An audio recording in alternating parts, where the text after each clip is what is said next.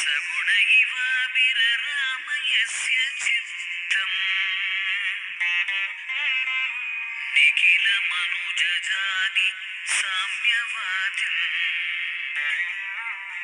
ഗുരുവര രൂപ തവാസ്തു സുപ്രഭാതം.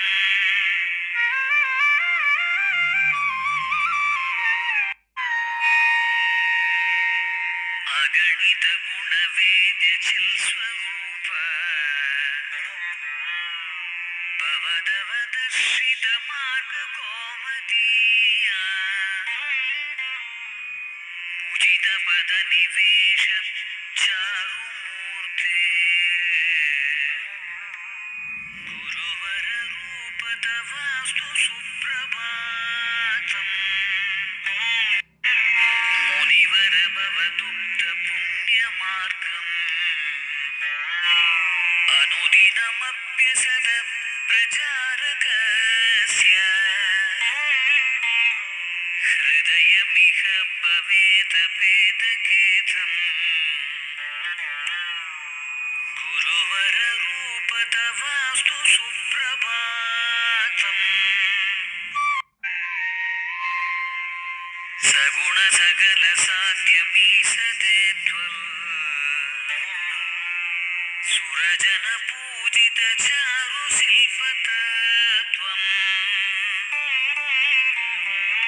ഭുവി സകല മഹീസുരാദിവന്ദ്യ ഗുരുവര രൂപ തവാസ്തു സുപ്രഭാതം.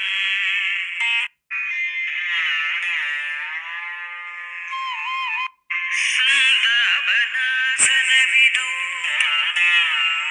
ഭഗവദ്വിസിന്ത പ്രാണീപ്രകർഷകരണീ ച പടീയസിതി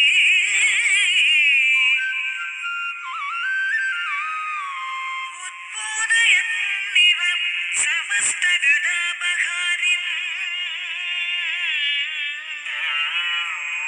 നാരായണാഖില ഗുരോ തവ സുപ്രഭാതം. സർവാസു കാവ്യ രചനാസു മനോഹരാസു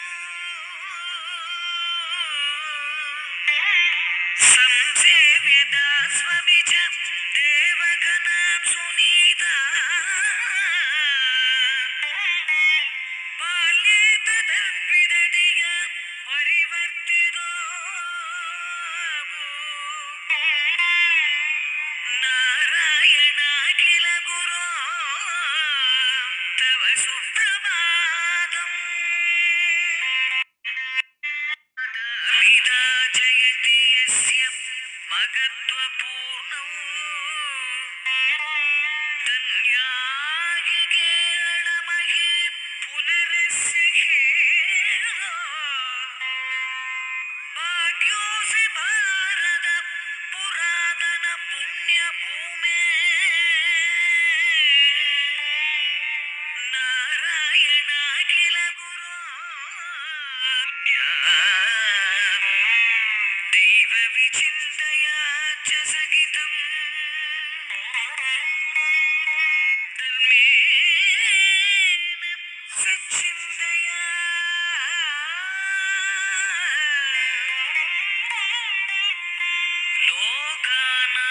ലോകാനാമയകാരിണം വിദനുഷേ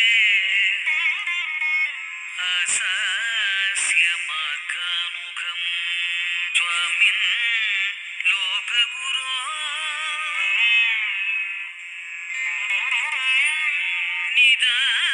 നിതാന്ത സമചിത്തൈകാഗ്ര ഭാവാത്മക ഭൂയാത് കാലവിധാന നിത്യമഹിമൻ പ്രഭാതികം മംഗളം. നമ്മുടെ ധർമ്മവിചാര യജ്ഞത്തിന്റെ ഈ രണ്ടാമത്തെ ദിവസം മനോഹരമായൊരു പഠന ക്ലാസ് നമ്മുടെ കുഞ്ഞുങ്ങൾക്കൊക്കെ കൃത്യമായ അവബോധം ലഭിക്കാൻ ഉതകുന്ന രീതിയിൽ ശ്രീനാരായണ ധർമ്മ കൃതിയിൽ ഗുരുദേവൻ വിഭാവനം ചെയ്ത വിദ്യാർത്ഥി ധർമ്മത്തെക്കുറിച്ചാണ് ഇന്ന് ക്ലാസ് നടക്കാൻ പോകുന്നത്. ഈ ക്ലാസ് എടുക്കുന്നത് ഏറ്റവും ആധികാരികമായ വ്യക്തിത്വമാണ്. സംസ്കൃത ഭാഷയിൽ വളരെയധികം പ്രാവീണ്യമുള്ള സംസ്കൃത അധ്യാപിക കൂടിയായ ബഹുമാനപ്പെട്ട സുരേഖ ടീച്ചറാണ് ഈ വിഷയം നമുക്ക് എടുക്കാൻ വേണ്ടി ഇവിടെ എത്തിച്ചേർന്നിരിക്കുന്നത്. അപ്പൊ നിങ്ങളെല്ലാവരും സശ്രദ്ധ ഈ വിഷയത്തെ ശ്രദ്ധിക്കണം, കേൾക്കണം. സ്വാമി തൃപാദങ്ങൾ ലോകത്തിന് നൽകിയ മഹനീയമായൊരു തത്വദർശനമാണ് വിദ്യാർത്ഥി അഥവാ വിദ്യാഭ്യാസ ദർശനം എന്നത്. ഗുരുവിന്റെ വിദ്യാഭ്യാസ ദർശനത്തിന്റെ അന്തസത്ത എന്ന് പറയുന്നത് ഒരു വിദ്യാർത്ഥി കുറെ അറിവിനെ സ്വീകരിക്കുക, കുറെ ഡാറ്റയെ സ്വീകരിക്കുക എന്നുള്ളതില്ല. ഗുരുദേവൻ അത്ഭുതകരമായിട്ട് വരച്ചു കാണിച്ചത് ആ വിഷയമാണ് ഇപ്പോൾ ബഹുമാനപ്പെട്ട ടീച്ചർ നമുക്ക് എടുത്തു തരാൻ പോകുന്നത്. ഞാനൊരു ആമുഖമായിട്ട് മാത്രം പറഞ്ഞുള്ളൂ.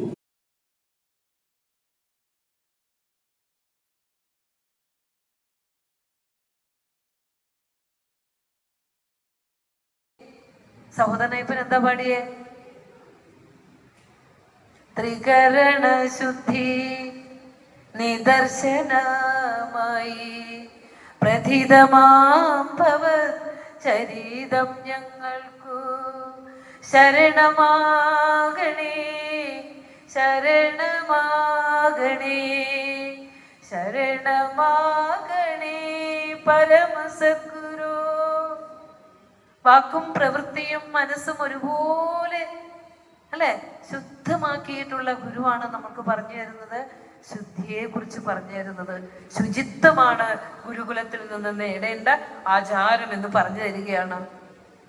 അതിനുശേഷം കുട്ടി ഒരു വിദ്യാലയത്തിലേക്ക് എത്തുന്ന കുട്ടിയോട് ഗുരു പറയുക, ആചാരമാചരേ നിത്യം ഉപാസീത യഥാവിധി ദ്വേ സന്ധ്യേ വീതതന്ത്രീകം ബ്രഹ്മചാരി യഥേന്ദ്രിയ. നമ്മുടെ മക്കളെ കൊണ്ടുവന്നിരുന്നെങ്കിൽ എത്ര ശ്രേഷ്ഠമായെന്ന് ഞാൻ ഓർക്കുക.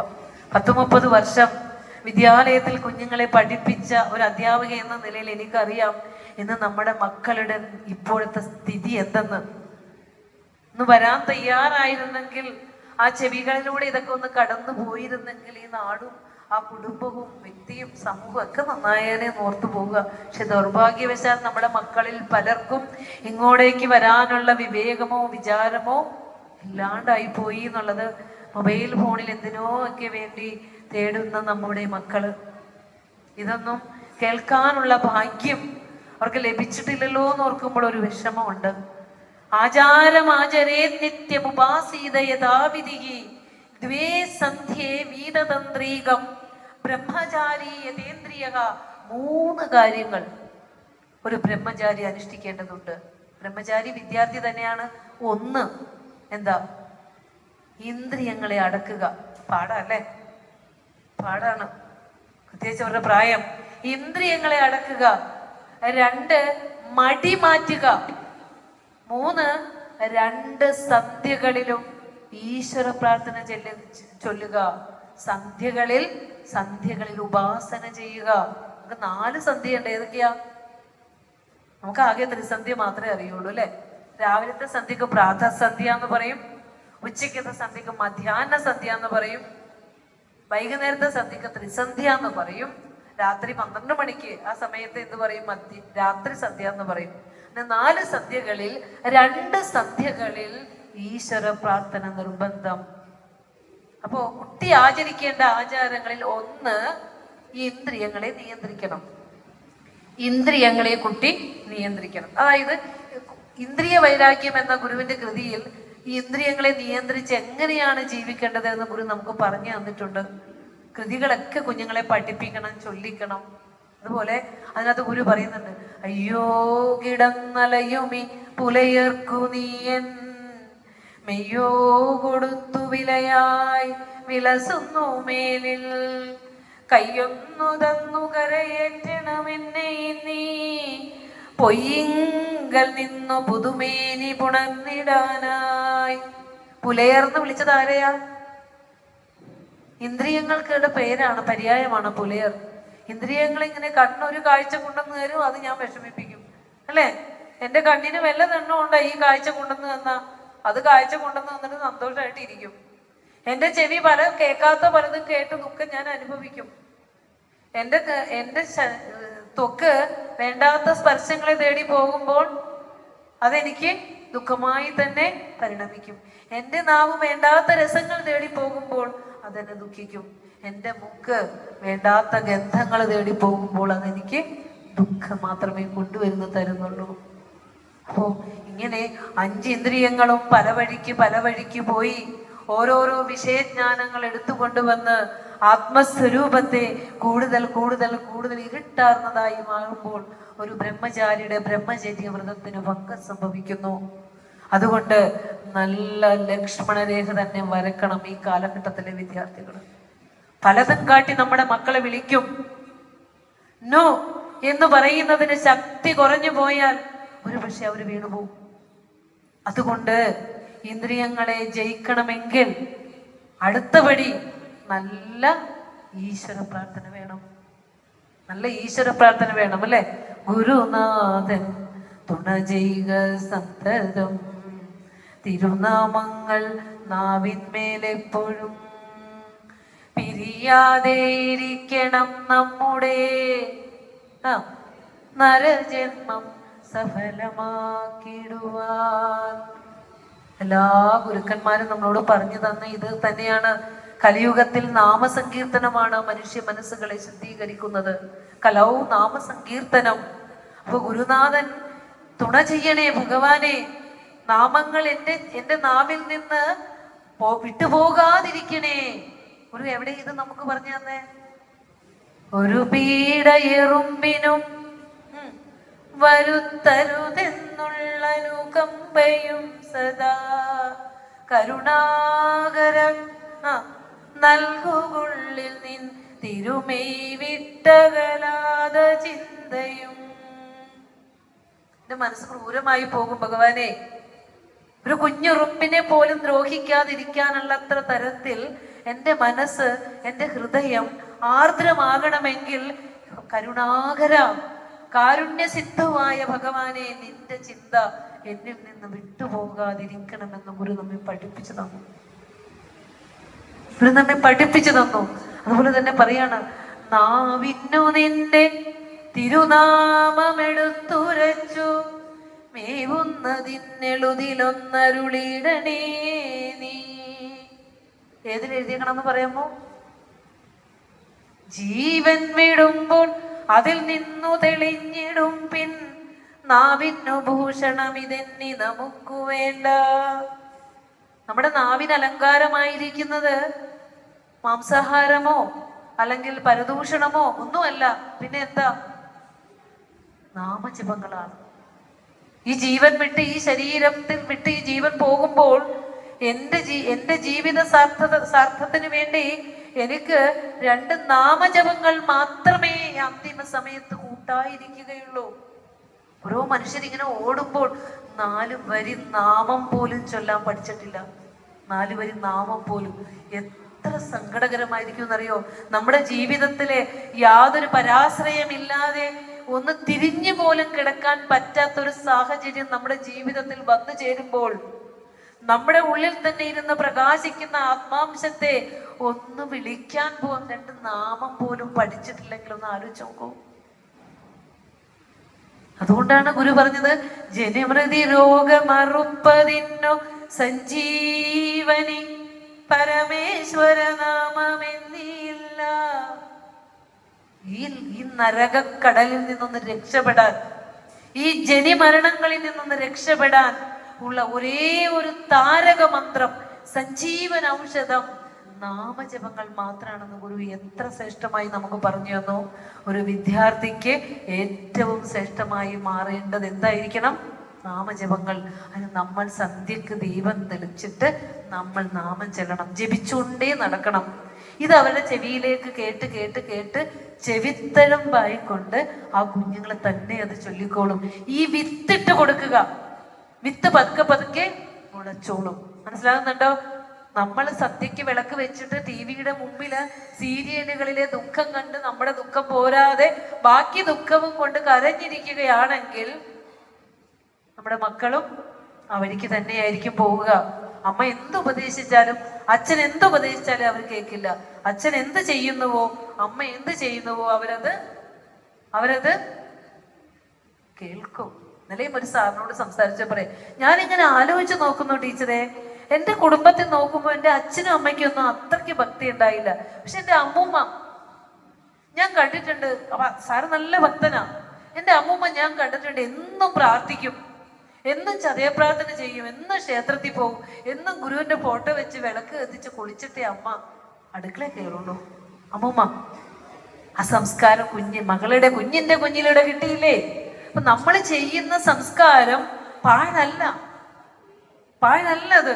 നമ്മുടെ മക്കളിലൂടെയും കുഞ്ഞുമക്കളിലൂടെയൊക്കെ അത് ഒരു സംസ്കാരമായി മാറുന്നുണ്ട്. മനസ്സിലാവുന്നുണ്ടോ പറയണത്? അപ്പോ നാമജപങ്ങൾ കുഞ്ഞുങ്ങൾക്ക് വേണം. അപ്പൊ 3 കാര്യങ്ങൾ ഒരു ബ്രഹ്മചാരിക്ക് വേണം. അതില് ഒന്നെന്താ? ഇന്ദ്രിയങ്ങളെ ജയിക്കണം. പലതരത്തിലുള്ള പ്രലോഭനങ്ങൾ ഒരു വിദ്യാർത്ഥിയെ കാത്തിരിക്കുന്നുണ്ട്. വിദ്യാലയങ്ങൾ ഒരിക്കലും നിങ്ങൾ കരുതുന്നത് കൂടെ സുരക്ഷിതമായ ഇടങ്ങളല്ല. ഭാഗമായി വിദ്യാലയത്തിലേക്ക് വിട്ട് തിരിച്ചെത്തുന്നത് വരെ പ്രാർത്ഥനയോടെ ഇരിക്കേണ്ട ഒരു കാലം കൂടിയാണ് ഇതല്ലേ? ആണ്. നമ്മുടെ കുഞ്ഞിന്റെ ഭാവത്തിലോ അല്ലെങ്കിൽ പെരുമാറ്റത്തിലോ സംസാരത്തിലോ എന്തൊരു വ്യത്യാസം വന്നാലും അവനെ നന്നായി നിരീക്ഷിക്കുക നാം. അപ്പോ അവിടെയൊക്കെ താങ്ങായി തണലായി ഈശ്വര ഭക്തി അവന്റെ ഹൃദയത്തിലേക്ക് നിറച്ചു കൊടുക്കുക. ഈ കലിയുഗത്തിൽ നമുക്ക് ചെയ്യാൻ അതല്ലാതെ മറ്റൊന്നുമില്ല സഹോദരങ്ങളെ. ഇത് വെറും ഒരു ക്ലാസ്സായോ അല്ലെങ്കിൽ ഒരു പ്രസംഗമായോ തള്ളിക്കളയാതെ മഹാഗുരുവിന്റെ ശബ്ദ പ്രമാണങ്ങളാണ്. ഇതിനെ സ്വീകരിച്ചാൽ നമ്മുടെ കുടുംബത്തിനും സമൂഹത്തിനും വെളിച്ചമുണ്ടാകും എന്ന് തന്നെ നമ്മൾ കരുതേണ്ടതുണ്ട്, മനസ്സിലാക്കേണ്ടതുണ്ട്. ഹൃദയത്തിലാണത് പതിയേണ്ടത്. അടുത്ത 3ാമത്തെ കാര്യമാണ് മടിയില്ലാതിരിക്കുക. നമ്മളൊരു കാര്യം കുഞ്ഞിനോട് പറഞ്ഞ് എന്ത് പറയും? ഫിസിക്സ് പഠിക്കണം, നാളെ ആവട്ടെ, വൈകുന്നേരം ആവട്ടെ, രാത്രി ആവട്ടെ, അല്ലേ? മാറ്റി പോവും. അപ്പൊ അവനെ പഠിപ്പിക്കേണ്ട ഒരു കാര്യം, സംസ്കൃതത്തിൽ ഞങ്ങൾ കുഞ്ഞുങ്ങളെ ഒരു വരി പഠിപ്പിക്കും. ആലസ്യം ഹി മനുഷ്യാണാം ശരീരസ്ഥോ മഹാരിപു. ബോർഡിൽ എഴുതിയിരിക്കും. മനുഷ്യന്റെ ശരീരത്തിലുള്ള ഏറ്റവും വലിയ ശത്രു ഏതാന്ന് ചോദിച്ചാൽ മടിയാണ്, ലേസിനെസ്. ഒരു കാര്യം ചെയ്യാൻ എപ്പോ മടി തോന്നുന്നുവോ അപ്പോൾ നമുക്ക് എന്തോ ആപത്ത് വരാനിരിക്കുന്നു. നമ്മുടെ കർമ്മവീതിയിൽ എവിടെ ഒരു മങ്ങൽ ഏൽക്കുന്നു എന്ന് കരുതുക. ശുഭസ്യ ശീഘ്രം എന്ന് പറയാറുണ്ടല്ലേ? എന്ത് കാര്യവും നാളത്തേക്ക് മാറ്റി വെക്കാതെ അപ്പോൾ തന്നെ ചെയ്യാൻ പഠിക്കുക. അപ്പോ പറഞ്ഞേ, വിദ്യാർത്ഥി ചെയ്യേണ്ട 3 കാര്യങ്ങൾ ഏതൊക്കെയാ?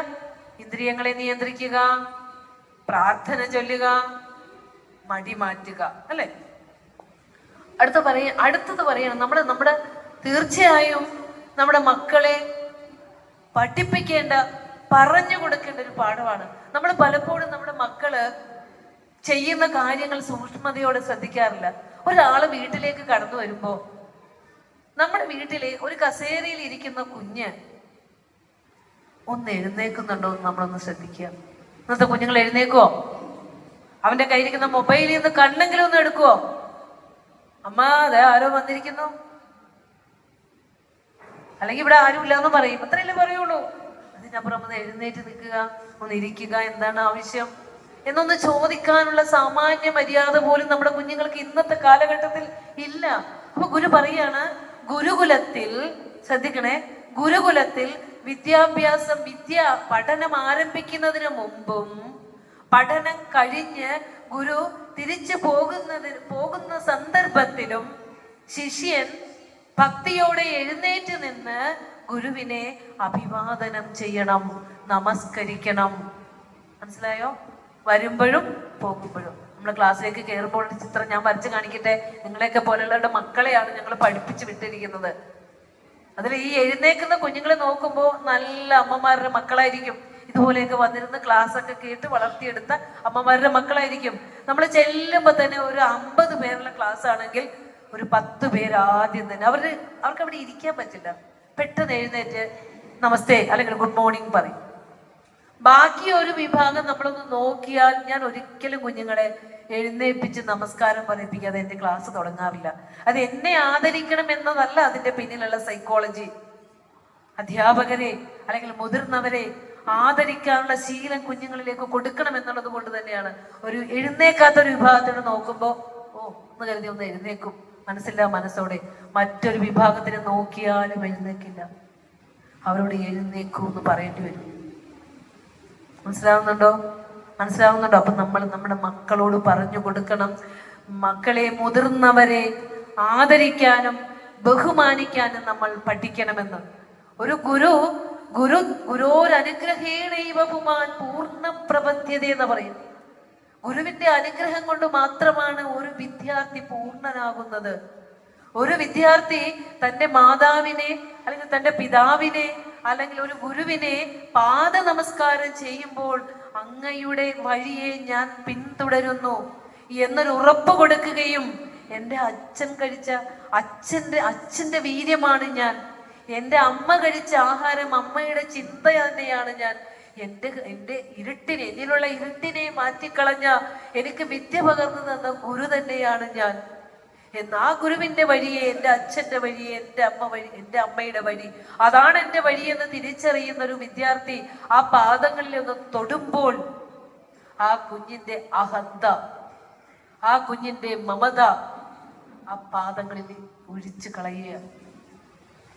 ഒരിക്കലും അവന്റെ എന്താ പറയാ ചെറുതായി പോകുന്നില്ല, അവൻ ഈ ലോകത്തോളം വലുതായി മാറുന്നു. ഒരു ഗുരുവിനെ നമസ്കരിക്കുന്ന കുട്ടി ഈ ലോകത്തിന്റെ മുൻപിൽ തല ഉയർത്തി നിൽക്കുന്ന മഹാനായി വരും. ഗുരു പറയാൻ. അപ്പോ ഗുരുക്കന്മാരെ, വിദ്യ പകർന്നു നൽകുന്ന ഗുരുക്കന്മാരെ അഭിവാദനം ചെയ്യാൻ മറന്നു പോകരുത്. നമുക്കറിയാം, ഒരു മാവില് മാങ്ങ ഉണ്ടാവുമ്പോ, ഒരു മാവിന്റെ ഏറ്റവും സുവർണകാലമാണ് മാമ്പഴക്കാലം. നിറയെ മാങ്ങകളുമായി നിൽക്കുന്ന ഒരു കൊമ്പ് താന്നു വരുവോ പൊങ്ങിപ്പോവോ? അതിന്റെ ഫലത്തിന്റെ ഭാരം കൊണ്ട് അത് താന്നല്ലേ വരുള്ളൂ, അല്ലെ? സമ്പത്തിൽ അത് തല താഴ്ത്തും. നിറയെ മേഘങ്ങളെയും വഹിച്ചുകൊണ്ട് നിൽക്കുന്ന ആ മഴവെള്ളത്തെ വഹിച്ചുകൊണ്ട് നിൽക്കുന്ന കാർമേഘം താന്നല്ലേ വരണേ? ആണ്. അപ്പോ സമ്പത്തിൽ സജ്ജനങ്ങൾ തല കുനിക്കുന്നു. അപ്പോൾ അറിവിന്റെ ലക്ഷണമാണ് വിനയം. നിങ്ങൾ സംസ്കൃതത്തിൽ കുഞ്ഞുങ്ങളെ പഠിക്കുന്ന ഒരു സുഭാഷിതമുണ്ട്, വിദ്യാദദാതി വിനയം വിനയാദ്യാദി പാത്രതാം പാത്രത്വാധനമാപ്നോതി ധനാധർമ്മം തദസുഖം. വിദ്യയാണ് എല്ലാത്തിനും തുടക്കം. വിദ്യാദദാതി വിനയം.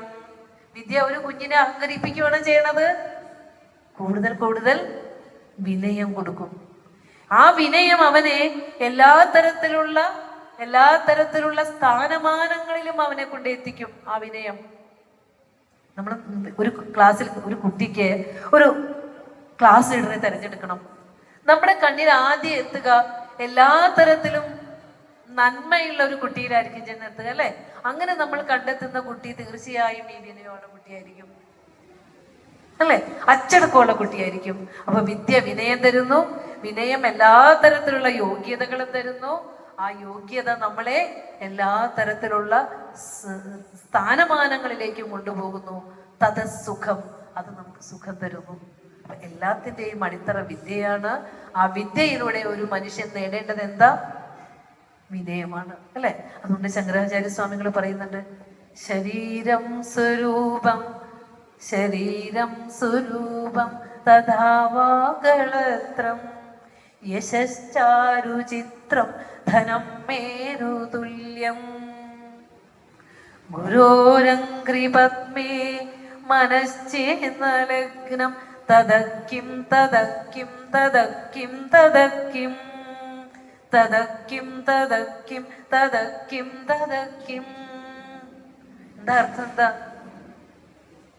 ശരീരം സ്വരൂപം, നല്ല സൗന്ദര്യമുള്ള കുഞ്ഞുമക്കള് അത് പാത്രമൊക്കെ കൊണ്ട് വെച്ചിട്ട് ടീച്ചർ പറയണ ഇത്തിരി ഒന്ന് കേൾക്കാനൊന്ന് ഇങ്ങോട്ട് വരണേ. ശരീരം സ്വരൂപം, സൗന്ദര്യമുള്ള ശരീരം ഉണ്ടായിട്ട് എന്ത് കാര്യം? തഥാവാ കളത്രം, എല്ലാവരും നോക്കി നിന്നു പോകുന്നത്ര സൗന്ദര്യമുള്ള ഭാര്യ ഉണ്ടായിട്ട് എന്താ കാര്യം? ഇനി യശശ്ചാരുചിത്രം, എല്ലാവരും കൊതിക്കുന്ന ആ കീർത്തി ഉണ്ടായിട്ട് എന്താ കാര്യം? ധനം മേരുതുല്യം, കുന്നോളം സുമേരുവിന്റെ അത്ര കുന്നോളം ധനം ഉണ്ടായിട്ട് എന്താ കാര്യം? ഗുരോരംഗ്രിപത്മേ, ഗുരുവിന്റെ പാദപത്മങ്ങളിൽ മനസ്സെന്ന ലഗ്നം. മനസ്സർപ്പിച്ചിട്ടില്ലെങ്കിൽ തതക്കിം. ഇതൊക്കെ ഉണ്ടായിട്ട് എന്ത് പ്രയോജനം? പറഞ്ഞേ, തതക്കിം തതക്കിം തതക്കിം തതക്കിം. ഒരു പ്രയോജനമില്ല, യൂസ്ലെസ് ആണ് അതൊക്കെ. ഓ, ഒരു ഗുരുവിന്റെ, അതാണ് ആശാൻ പറഞ്ഞത്, ബോധാചാര്യക്കഴൽ ചെങ്കമലമതിനടി കാണോ നിർവാണ ലോകം. വേദാവോതുന്ന വേദം മുഴുവനറികിലും വേല ചെയ്താലും എന്തേ. അല്ലെ, ബോധാചാര്യക്കഴൽ ചെങ്കമലമതിനടി കാണു നിർവാണ ലോകം. വേദം മുഴുവൻ പഠിച്ച് അത് കാണാതെ പറയും, സർവശാസ്ത്രങ്ങളും അറിയാം, എങ്കിലും മോക്ഷമിരിക്കുന്നത് ഈ പഠനത്തിലും പഠിപ്പിക്കലും പഠനത്തിലും ഒന്നുമല്ല, ഒരു പരമഗുരുവിന്റെ കാരുണ്യത്തിലാണ് മോക്ഷം ഇരിക്കുന്നത്. ഇപ്പോ ഒരു വിദ്യാഭ്യാസം ഇല്ലാത്ത ഒരു ഗുരുഭക്തയാണെങ്കിലും ആ ഗുരുവിന്റെ മുന്നിൽ ചെന്ന് കണ്ണുനീരോടുകൂടി ഒന്ന് പ്രാർത്ഥിച്ചാൽ, ഒരു പണ്ഡിതൻ അവിടെ നിന്ന് പ്രാർത്ഥിക്കുന്നതിനേക്കാൾ ഗുരു ആദ്യം കേൾക്കുന്നത് ഏതായിരിക്കും? നിഷ്കളങ്കയായ ആ അമ്മയുടെ പ്രാർത്ഥനയായിരിക്കും. സംശയമുണ്ടോ? അവിടെ വേദാന്തം ഒന്നും പഠിക്കണ്ട, ഉയർന്ന ബിരുദം ഒന്നും വേണ്ട, അല്ലേ?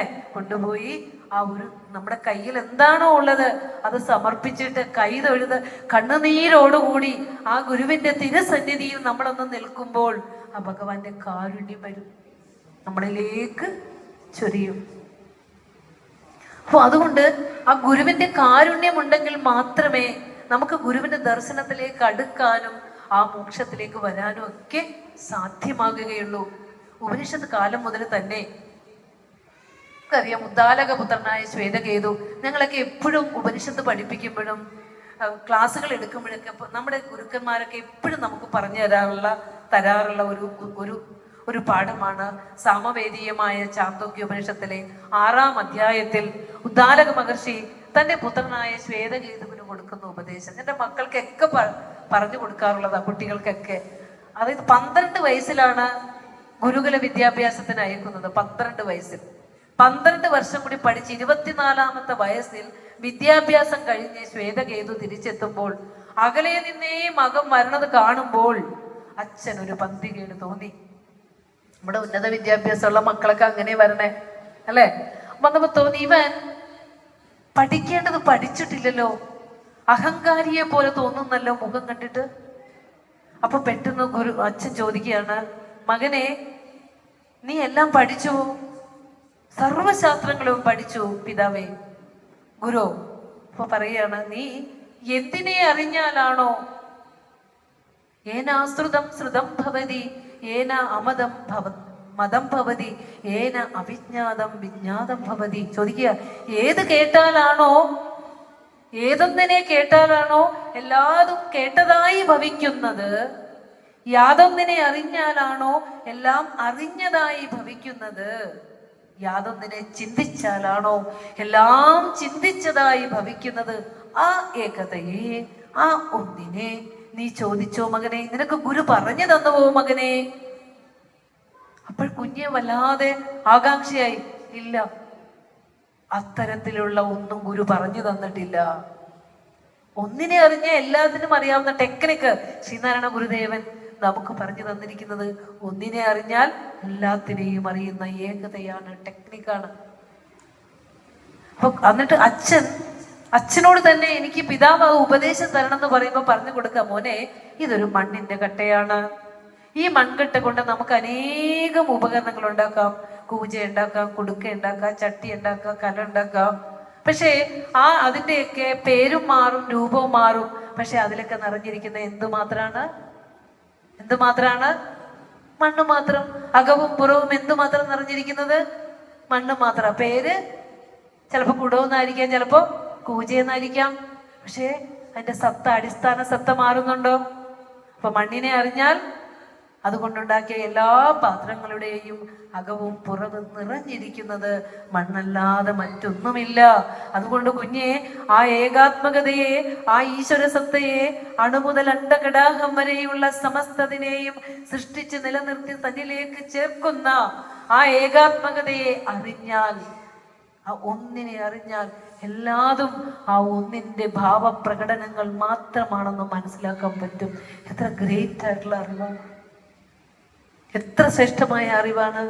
അങ്ങനെയുള്ള അറിവാണ് ഗുരുക്കന്മാർ ശിഷ്യന്മാർക്ക് പകർന്നു കൊടുക്കുന്നത്. നമ്മുടെ മക്കളും ആധ്യാത്മിക വിദ്യ നേടുമ്പോൾ ഈ വിദ്യ തന്നെ നേടണത്. അത് അവരെ എത്ര ശ്രേഷ്ഠരാക്കും. നിങ്ങൾ നിങ്ങളുടെ മക്കളെ പഠിപ്പിച്ച് നിങ്ങൾ ഏത് രാജ്യങ്ങളിലേക്ക് വേണം വിട്ടോളൂ. കാരണം എന്താണെന്ന് വെച്ചാൽ ഇന്ന് നമുക്കറിയാം നമ്മുടെ മക്കൾ എവിടെയൊക്കെ പോയാലാ ഒന്ന് അവരുടെ ഉപജീവന മാർഗം കണ്ടെത്തേണ്ടത്. ദൂരെയൊക്കെ പോകുന്നതിന് ഒരു കുറ്റവും പറയുന്നില്ല. കാരണം അവർ പ്രതീക്ഷിച്ച അവർ പഠിച്ച ജോലിക്ക് വിദ്യാഭ്യാസത്തിനനുസരിച്ച ജോലി അവർക്ക് കിട്ടുന്നില്ല. പാവം നമ്മുടെ മക്കൾ വിദേശങ്ങളിലേക്കൊക്കെ പോകുന്നുണ്ട്.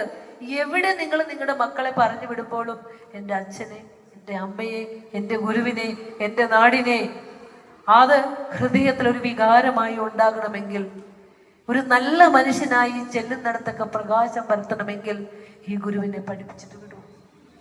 വേറെ ഒന്നും കൊടുക്കണ്ട. നിങ്ങൾ 5 പൈസ ബാങ്ക് ബാലൻസ് നിങ്ങളുടെ മക്കൾക്ക് നിങ്ങൾ കൊടുക്കണ്ട.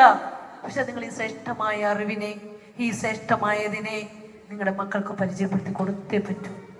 കാരണം ഇനിയുള്ള ഒരു കാലത്ത് അവർക്ക് നിലനിൽക്കണമെങ്കിൽ, മനസ്സിനൊരു ശക്തി കിട്ടണമെങ്കിൽ, ഈ ലോകത്ത് ജീവിക്കണമെങ്കിൽ ഇതിൻ്റെ ഒരു ശക്തി ആവശ്യമാണ് സഹോദരങ്ങളെ. ഇതവർക്ക് ആവശ്യം തന്നെയാണ്.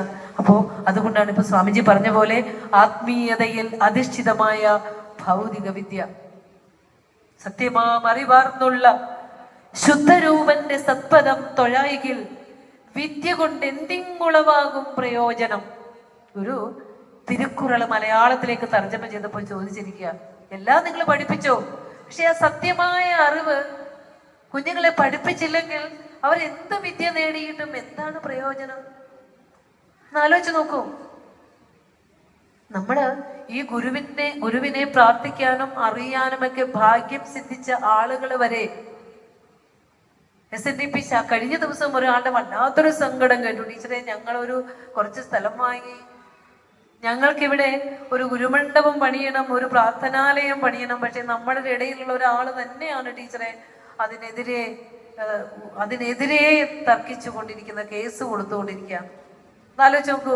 അപ്പൊ നമ്മൾ പലപ്പോഴും താങ്ക് യു മോനെ, പലപ്പോഴും ഗുരുവിനെ അറിയുന്നതിൽ നിന്ന് പുറകോട്ട് നമ്മൾ പോകുമ്പോൾ ഈ ശാഖയെ നയിക്കുന്നവർ ഒരുപക്ഷെ അവര്, എനിക്ക് തോന്നുന്നു അദ്ദേഹത്തോട് ഞാൻ സംസാരിച്ചപ്പോൾ അദ്ദേഹത്തിന്റെ ഒരു 10-15 വർഷത്തോളമായി സ്വന്തം വീട് പോലെ ഗുരുവിനെ സ്വന്തം പിതാവിനെ പോലെ ചേർത്ത് കൊണ്ടുപോകുമ്പോൾ അവിടെയുള്ള എല്ലാ പ്രശ്നവും തൻ്റെ പ്രശ്നമായി ചേർത്ത് വെച്ചുകൊണ്ട് ആ ശാഖയ്ക്ക് വേണ്ടി ഇങ്ങനെ ഓടുമ്പോൾ ആ കണ്ണീര് കണ്ടു. കുറേ സംസാരിച്ചിട്ടും അദ്ദേഹത്തിന് മതിയാകുന്നില്ല. എന്തുകൊണ്ടാണെന്നറിയോ അങ്ങനെയൊക്കെ സംഭവിക്കുന്നത്? ഗുരുവിനെ അറിയുന്നതിൽ നിന്ന്, ഗുരുവിന്റെ ദർശനത്തെ അറിയുന്നതിൽ നിന്ന് നാം ഏറെ പുറകോട്ട് പോയിരിക്കുന്നു. അതുകൊണ്ട് തന്നെ ഇനിയൊരു തലമുറ, ഈ ഗുരുവിനെ അറിയുന്ന ഒരു തലമുറ ഇനി തീർച്ചയായും ഇവിടെ ഉണ്ടാകേണ്ടതുണ്ട്. ഇനി അടുത്തത് സിദ്ധാർത്ഥ ധർമ്മത്തിലൂടെ ഗുരു പറയാണ്, ശ്രദ്ധാവാൻ ബ്രഹ്മചാരീത്തു പ്രസ്തുതം ധർമ്മപഞ്ചകം അനുസ്മരേച്ച അനുതിഷ്ഠേത് തഥാ തത് ശുദ്ധിപഞ്ചകം. ശ്രീനാഥ ധർമ്മത്തിലെ ബ്രഹ്മചര്യാശ്രമത്തിലെ ഒരു കണ്ടന്റ് മുഴുവൻ ഇതിലുണ്ട് കേട്ടോ. അത് മുഴുവൻ നമ്മൾ പറയുന്നുണ്ട്. അപ്പൊ ഇത് നമുക്കിപ്പോ യൂട്യൂബിലൂടെ ഒക്കെ എടുക്കുന്നുണ്ടെന്ന് തോന്നുന്നു. ഇത് കേട്ട് പഠിക്കുന്ന കുട്ടികൾക്ക് ഒരു നല്ല പ്രയോജനമാകട്ടെ എന്ന് കരുതിയാണ് ഇവിടെ പറയുക. ശ്രദ്ധാവാനായ ബ്രഹ്മചാരി. ശ്രദ്ധാവാൻ എന്ന് പറഞ്ഞാൽ എന്താ? ഗുരുപദിഷ്ട വേദാന്ത വാക്യേഷു വിശ്വാസ ശ്രദ്ധ. ഗുരു ഉപദേശിക്കുന്ന തത്വങ്ങളിൽ വിശ്വാസമുള്ളതാണ്. വിശ്വാസത്തോടു കൂടി ശ്രവിക്കുക എന്നുള്ളതാണ് ശ്രദ്ധ എന്ന് പറയാം. ശ്രദ്ധാവാനായ ബ്രഹ്മചാരി 3-ാമത്തെ അധ്യായത്തിൽ ഉപദേശിച്ചു കഴിഞ്ഞു. എന്റെ ടോപ്പിക് എനിക്ക് അതല്ല തന്നിരിക്കുന്നത്, അതുകൊണ്ട് ഞാൻ അതൊന്നും ഇതിൽ പറഞ്ഞിരിക്കുന്നുണ്ടെന്ന് സൂചിപ്പിക്കുകയും വേണം. ശ്രദ്ധാവാനായ ബ്രഹ്മചാരി മുൻപേ പ്രസ്താവിച്ച ധർമ്മപഞ്ചകവും ശുദ്ധിപഞ്ചകവും ഒന്നും കൂടി ഉപദേശിക്കുക അവർക്ക്. അനുസ്മരേ, തീർച്ചയായും ഷുഡ് റിമെമ്പർ, ഓർക്കണം. അനുതിഷ്ഠേ, ഷുഡ് ഇംപ്ലിമെന്റ്.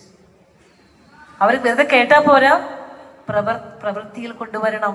എപ്പോഴും സ്മരിക്കണം. എന്താ ധർമ്മപഞ്ചകം പറഞ്ഞേ? അഹിംസ, വാക്കുകൊണ്ടും മനസ്സുകൊണ്ടും പ്രവൃത്തി കൊണ്ടും ഒരാൾക്കും ഒരു ഉപദ്രവവും ഉണ്ടാകരുത് അല്ലെ. എന്നാൽ ഉപദ്രവം ഒരുത്തനും ഒന്നുകൊണ്ടും എന്നാളുമേൽക്കരുതു ഞാൻ കരുതാതെ കണ്ടു അല്ലെ. നന്നായി വരട്ടെ മമ വൈരി ജനങ്ങൾ പോലും എന്നാകണം മമ മനസ്സു ജഗത് സ്വരൂപ. ഗുരുവിന്റെ ശിഷ്യഗണങ്ങളെ ഗുരു അങ്ങനെയാണ് പരിപക്വപ്പെടുത്തിയിരിക്കുന്നത്. അപ്പോൾ വാക്കുകൊണ്ടും മനസ്സുകൊണ്ടും പ്രവൃത്തി കൊണ്ടും ഒരാൾക്കും ഒരു ഉപദ്രവവും ഉണ്ടാകരുത്. അഹിംസ അല്ലെ. ഒരു കുഞ്ഞു ജീവിയെ ഉപദ്രവിക്കാതിരിക്കുന്നതിൽ മുതൽ തുടങ്ങുന്നു. അത് അവിടുന്ന് ആഹാരത്തിന് ശേഷം, ആഹാരം കഴിച്ചതിന് ശേഷം കൈ കഴുകുമ്പോൾ ആദ്യം കൈ കഴുകിയ ആ കയ്യിൽ നിന്ന് ആഹാരാവശിഷ്ടം താഴെ വീഴുമ്പോൾ അതുപോലെ ഉറുമ്പം വന്ന് ഭക്ഷിക്കുമ്പോൾ പിന്നെ രണ്ടാമത് ഒഴിക്കുമ്പോൾ അവ ചത്തുപോയാലോ അവർക്ക് വേദനിച്ചാലോ എന്ന് കരുതി മാറ്റിയ ഗുരു വെള്ളം ഒഴിക്കുള്ളൂ. ആലോചിച്ച് നോക്കിയേ, എത്രയാ നടക്കുന്ന വഴിയിൽ ഒരു ഉറുമ്പിന് പോലും നോവാതിരിക്കണമെന്നോദിയ ഗുരുദേവൻ. ആ ഗുരുവിനെയാണ് നമ്മൾ പഠിക്കുന്നത്. ശ്രേഷ്ഠമായ ആ ഒരു മനുഷ്യജന്മമാണ് നമുക്ക് കിട്ടിയിരിക്കുന്നതെന്ന് ആലോചിച്ച് നോക്കൂ. അപ്പോൾ അഹിംസ, പിന്നെ സത്യം. ഇവിടെ നമുക്ക് സത്യം പറഞ്ഞ ഒരു കൃതി തന്നെ പറയുന്നുണ്ട്. ഏതാ? സദാചാരം അല്ലെ. അതിനി അടുത്ത ചാപ്റ്റർ, അടുത്ത ടോപ്പിക്ക് പറയുമ്പോൾ പറയാം. അപ്പോൾ നമുക്ക് ദൈവത്തിനെ പോലും എന്ത് പറഞ്ഞു തന്നിട്ടുണ്ട്? മാനുഷിക മൂല്യങ്ങളെ ഗുരു ദൈവമായി പ്രതിഷ്ഠിച്ചു തന്നിട്ടുണ്ട്. അത് എവിടെയാണെന്നറിയോ? ഒരിക്കപ്പുഴ കാളകണ്ഠേശ്വരത്ത് സത്യം, ധർമ്മം, ദയ, ശാന്തി, ഇതിനെ ഒരു മനുഷ്യനെ നിങ്ങൾ എപ്പോഴെങ്കിലും നമ്മൾ ശ്രദ്ധിച്ചിട്ടുണ്ടോ ഗുരു എന്താ ചെയ്തിരിക്കുന്നതെന്ന്? ഒരു മനുഷ്യൻ ഈശ്വരനെ പ്രാർത്ഥിക്കുമ്പോൾ അതിലൂടെ അവന് കരഗതമാകേണ്ട ക്വാളിറ്റീസ് എന്താ? തൊഴുതിട്ട് വരുമ്പോ തൊട്ടടുത്തവനെ കാണുമ്പോൾ ഇവനോട് വെറുപ്പും വിദ്വേഷവും വെച്ചുകൊണ്ട് അവൻ എങ്ങനെ പാര വെക്കാമെന്ന് ചിന്തിക്കുന്ന ഒരു മനുഷ്യനെയാണോ ഗുരു വിഭാവനം ചെയ്തത്? അല്ലെങ്കിൽ എനിക്ക് അതും ഇതൊക്കെ താന്ന് ചോദിക്കുന്ന ഒരു ഭക്തനെയാണോ ഗുരു വിഭാവനം ചെയ്തത്? അല്ല. ഭക്തിയിലൂടെ ഒരു മനുഷ്യൻ എത്തേണ്ട മൂല്യങ്ങൾ എന്തൊക്കെയാ? സത്യമുള്ളവനാകണം, ധർമാധിഷ്ഠിതമായി ജീവിക്കുന്നവനായിരിക്കണം, ദയയുള്ളവനായിരിക്കണം, ജീവിതത്തിൽ ശാന്തിയും സുഖവും അനുഭവിക്കണമായിരിക്കണം. ഈശ്വരഭക്തിയിലൂടെ നമുക്കത് കിട്ടണ്ടോ? കിടന്നിട്ട് ഉറക്കം വരണ്ടോ? 1 മണിക്കൂർ 2 മണിക്കൂറിൽ കൂടുതലൊന്നും ഇപ്പൊ ആരും ഉറങ്ങണില്ല. പ്രത്യേകിച്ച് ചൂടും കൂടി കാരണം ഒന്നും കൂടി കൂടുതലാതല്ലേ. എൻ്റെ കൂട്ടുകാരി എന്നോട് പറയാറുണ്ട്, ഇന്നലെ 1 മണിക്കൂർ ഉറങ്ങിയോളൂ, പിന്നെ അത് 2 മണിക്കൂർ ഉറങ്ങിയോളൂ. കാരണം എന്താ? പലവിധമായ ചിന്തകൾ ഇങ്ങനെ കാട് കയറി വരിക. ഈ ചിന്തകൾ നമ്മളെ ഭ്രമിപ്പിക്കുന്നതിന് കാരണം എന്താണെന്നറിയോ? എല്ലാതും നടത്തേണ്ടത് ഞാനാണെന്ന് ചിന്തിക്കുമ്പോഴാണ് നമുക്ക് ഉറക്കം വരാത്തത്. ഞാൻ അടക്കം പറയാ, ഞാനും ഒരിക്കലും അതിൽ നിന്ന് ഭിന്നമല്ല. സങ്കടമുള്ളത് കേട്ടാൽ എനിക്ക് ഉറക്കം വരില്ല. അപ്പൊ എന്തെന്ന് വെച്ചാൽ നമ്മൾ ഒത്തിരി ഒത്തിരി ഒത്തിരി ഉയരേണ്ടതുണ്ട്. സർവ്വതിനെയും നടത്തുന്ന, സർവ്വതിനും പരമകാരണമായിരിക്കുന്ന ജഗദീശ്വരൻ അറിയാതെ ഒരു കുഞ്ഞുറുമ്പ് പോലും ഇവിടെ ചലിക്കില്ല അല്ലെ. ആ ഉറുമ്പിന്റെ ഉള്ളിലെ വേദനകൾ പോലും അറിയാവുന്ന ജഗദീശ്വരന് നമ്മുടെ വേദന നമ്മളെക്കാൾ കൂടുതൽ അറിയാം അല്ലെ. ഈ ഒരു ചിന്തയിലേക്ക് ഒരു പക്ഷേ നമ്മൾ കടുത്ത വേദന വരുമ്പോ അത്ര വേദാന്തമൊന്നും നമുക്ക് ദഹിക്കില്ല അല്ലെ. നമ്മൾ കരഞ്ഞു പോവും, ദുഃഖിച്ചു പോവും, നമ്മൾ വരുന്ന ചോദിച്ചു പോവും. അപ്പോഴൊക്കെ നമ്മൾ അറിയണം, നമ്മളിൽ ഇരുന്നു കൊണ്ട് തന്നെ പ്രകാശം ചൊരിയുന്ന ദൈവത്തെയാണ് ഗുരു നമുക്ക് പരിചയപ്പെടുത്തി തന്നത്. അകലങ്ങളിലുള്ള ദൈവത്തെ അല്ല ഗുരു നമുക്ക് പരിചയപ്പെടുത്തി തന്നത്. നീയും ഞാനും ഒന്നാണെന്ന് അറിയണമെങ്കിൽ അത് നിന്നിലിരുന്ന് പ്രകാശിക്കുന്ന ദൈവത്തെയാണ് ഗുരു നമുക്ക് പരിചയപ്പെടുത്തി തന്നത്. അപ്പോൾ നമ്മൾ പറഞ്ഞു വന്നത് അഹിംസ, സത്യം, അസ്തേയം. കുഞ്ഞുങ്ങളെ പറഞ്ഞു കൊടുക്കുക. അവനവൻ അർഹതപ്പെടാത്തതിനെ മോഹിക്കാനോ സ്വീകരിക്കാനോ കുഞ്ഞുങ്ങൾക്ക് തോന്നരുത്. അവനവൻ അർഹതമല്ലാത്തതിനെ എടുക്കരുത് എന്നർത്ഥം. അസ്തേയം, കളവ് പറയാതിരിക്കുക, അന്യന്റെ മുതൽ ആഗ്രഹിക്കാതിരിക്കുക. പിന്നെ ഗുരു പറയണ അവ്യഭിചാരം, ഇന്ദ്രിയങ്ങളെ നിയന്ത്രിച്ച് ജീവിക്കുക. അടുത്ത എന്താ? ഉറക്കെ പറഞ്ഞേ. മദ്യവർജനം. മദ്യവർജനം കുഞ്ഞുങ്ങളെ പഠിപ്പിച്ചു കൊടുക്കേണ്ട, ഈ കലിയുഗത്തിൽ പഠിപ്പിച്ചു കൊടുക്കേണ്ട പാഠങ്ങൾ, വലിയ പാഠങ്ങളിൽ ഒന്നാണത്. മദ്യവും മയക്കുമരുന്നും ഇന്ന് വിദ്യാലയങ്ങളിലെ വല്ലാതെ പിടിമുറുക്കിയിരിക്കുമ്പോൾ നമ്മുടെ കുഞ്ഞുങ്ങളെ എങ്ങനെ പൊതിഞ്ഞു പിടിക്കണമെന്നറിയാതെ അച്ഛനമ്മമാരും അധ്യാപകരും വിഷമിപ്പിക്കുമ്പോൾ നമ്മൾ ഓരോരുത്തരും സുരക്ഷിതമായി തനിയെ ഇരിക്കേണ്ടതുണ്ട്.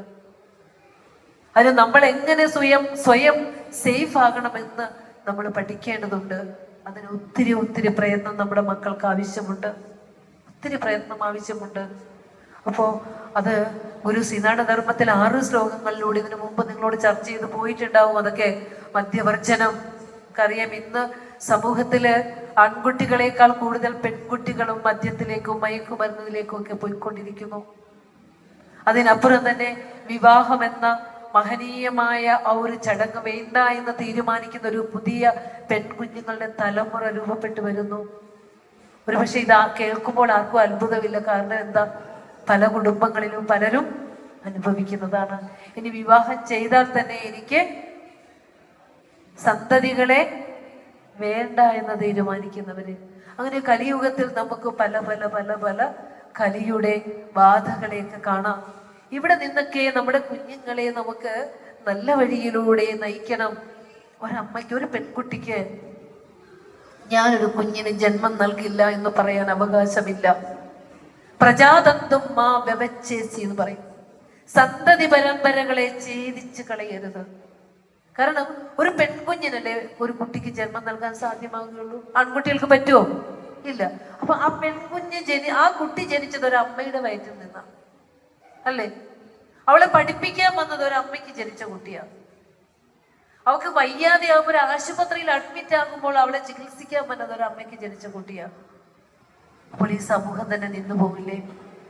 മനുഷ്യരുടെ സമൂഹം തന്നെ നിന്നു പോകില്ലേ? അപ്പൊ ശ്രേഷ്ഠ ജന്മമായ ഈ സ്ത്രീ ജന്മത്തിൽ നിന്ന് പുരുഷ ജന്മത്തെക്കാൾ ശ്രേഷ്ഠമായ ഈ ജന്മത്തിൽ നിന്ന് പതിച്ചു പോകില്ലേ? സംശയമൊന്നുമില്ല അതിനെ. അതുകൊണ്ട് അത്തരത്തിലുള്ള തീരുമാനങ്ങൾ എടുക്കാതിരിക്കാൻ വേണ്ടി ഗുരുക്കന്മാർ കൊടുക്കുന്ന ഒരു ഉപദേശമുണ്ട്. പ്രജാതത്വം മാ വ്യവച്ഛേസി, സന്തതി പരമ്പരകളെ ഛേദിച്ച് കളയരുത്. അപ്പോ അഹിംസ, സത്യം, അസ്തേയം, അവ്യഭിചാരം, മദ്യവർജനം. പിന്നെ പറയാ 5 ശുദ്ധികൾ ഏതൊക്കെയാ? ശരീരം, വാക്ക്, മനസ്സ്, ഇന്ദ്രിയം, വീട്. അറ്റ്ലീസ്റ്റ് ഒരു ബ്രഹ്മചാരിയായ കുട്ടിയെ, ഒരു വിദ്യാർത്ഥിയെ അവരവർ ഇരിക്കുന്ന മുറി വൃത്തിയാക്കാൻ നമ്മൾ പഠിപ്പിക്കണം. മോളേക്ക് മാർക്ക് ഞാൻ അടിച്ചു വാരാൻ നല്ല പറയേണ്ടത്. നീ ഇരിക്കുന്ന മുറിയെങ്കിലും നീ അടിച്ചു വാരണം. പേപ്പർ കഷ്ണങ്ങൾ അല്ലെങ്കിൽ അനാവശ്യമായ വസ്തുക്കൾ മുറിയിൽ ചിന്ന ഭിന്നമായി ഇടരുത്. ഉപയോഗിച്ചു കഴിഞ്ഞ വസ്ത്രം അലക്കുന്ന മലിന വസ്ത്രങ്ങൾ ഇടുന്ന ബാസ്ക്കറ്റിൽ ഇടാൻ പഠിപ്പിക്കുക. കഴിച്ചു കഴിഞ്ഞ് കൊണ്ടുവന്ന ലഞ്ച് ബോക്സ് കഴുകി വെക്കാൻ പഠിപ്പിക്കുക.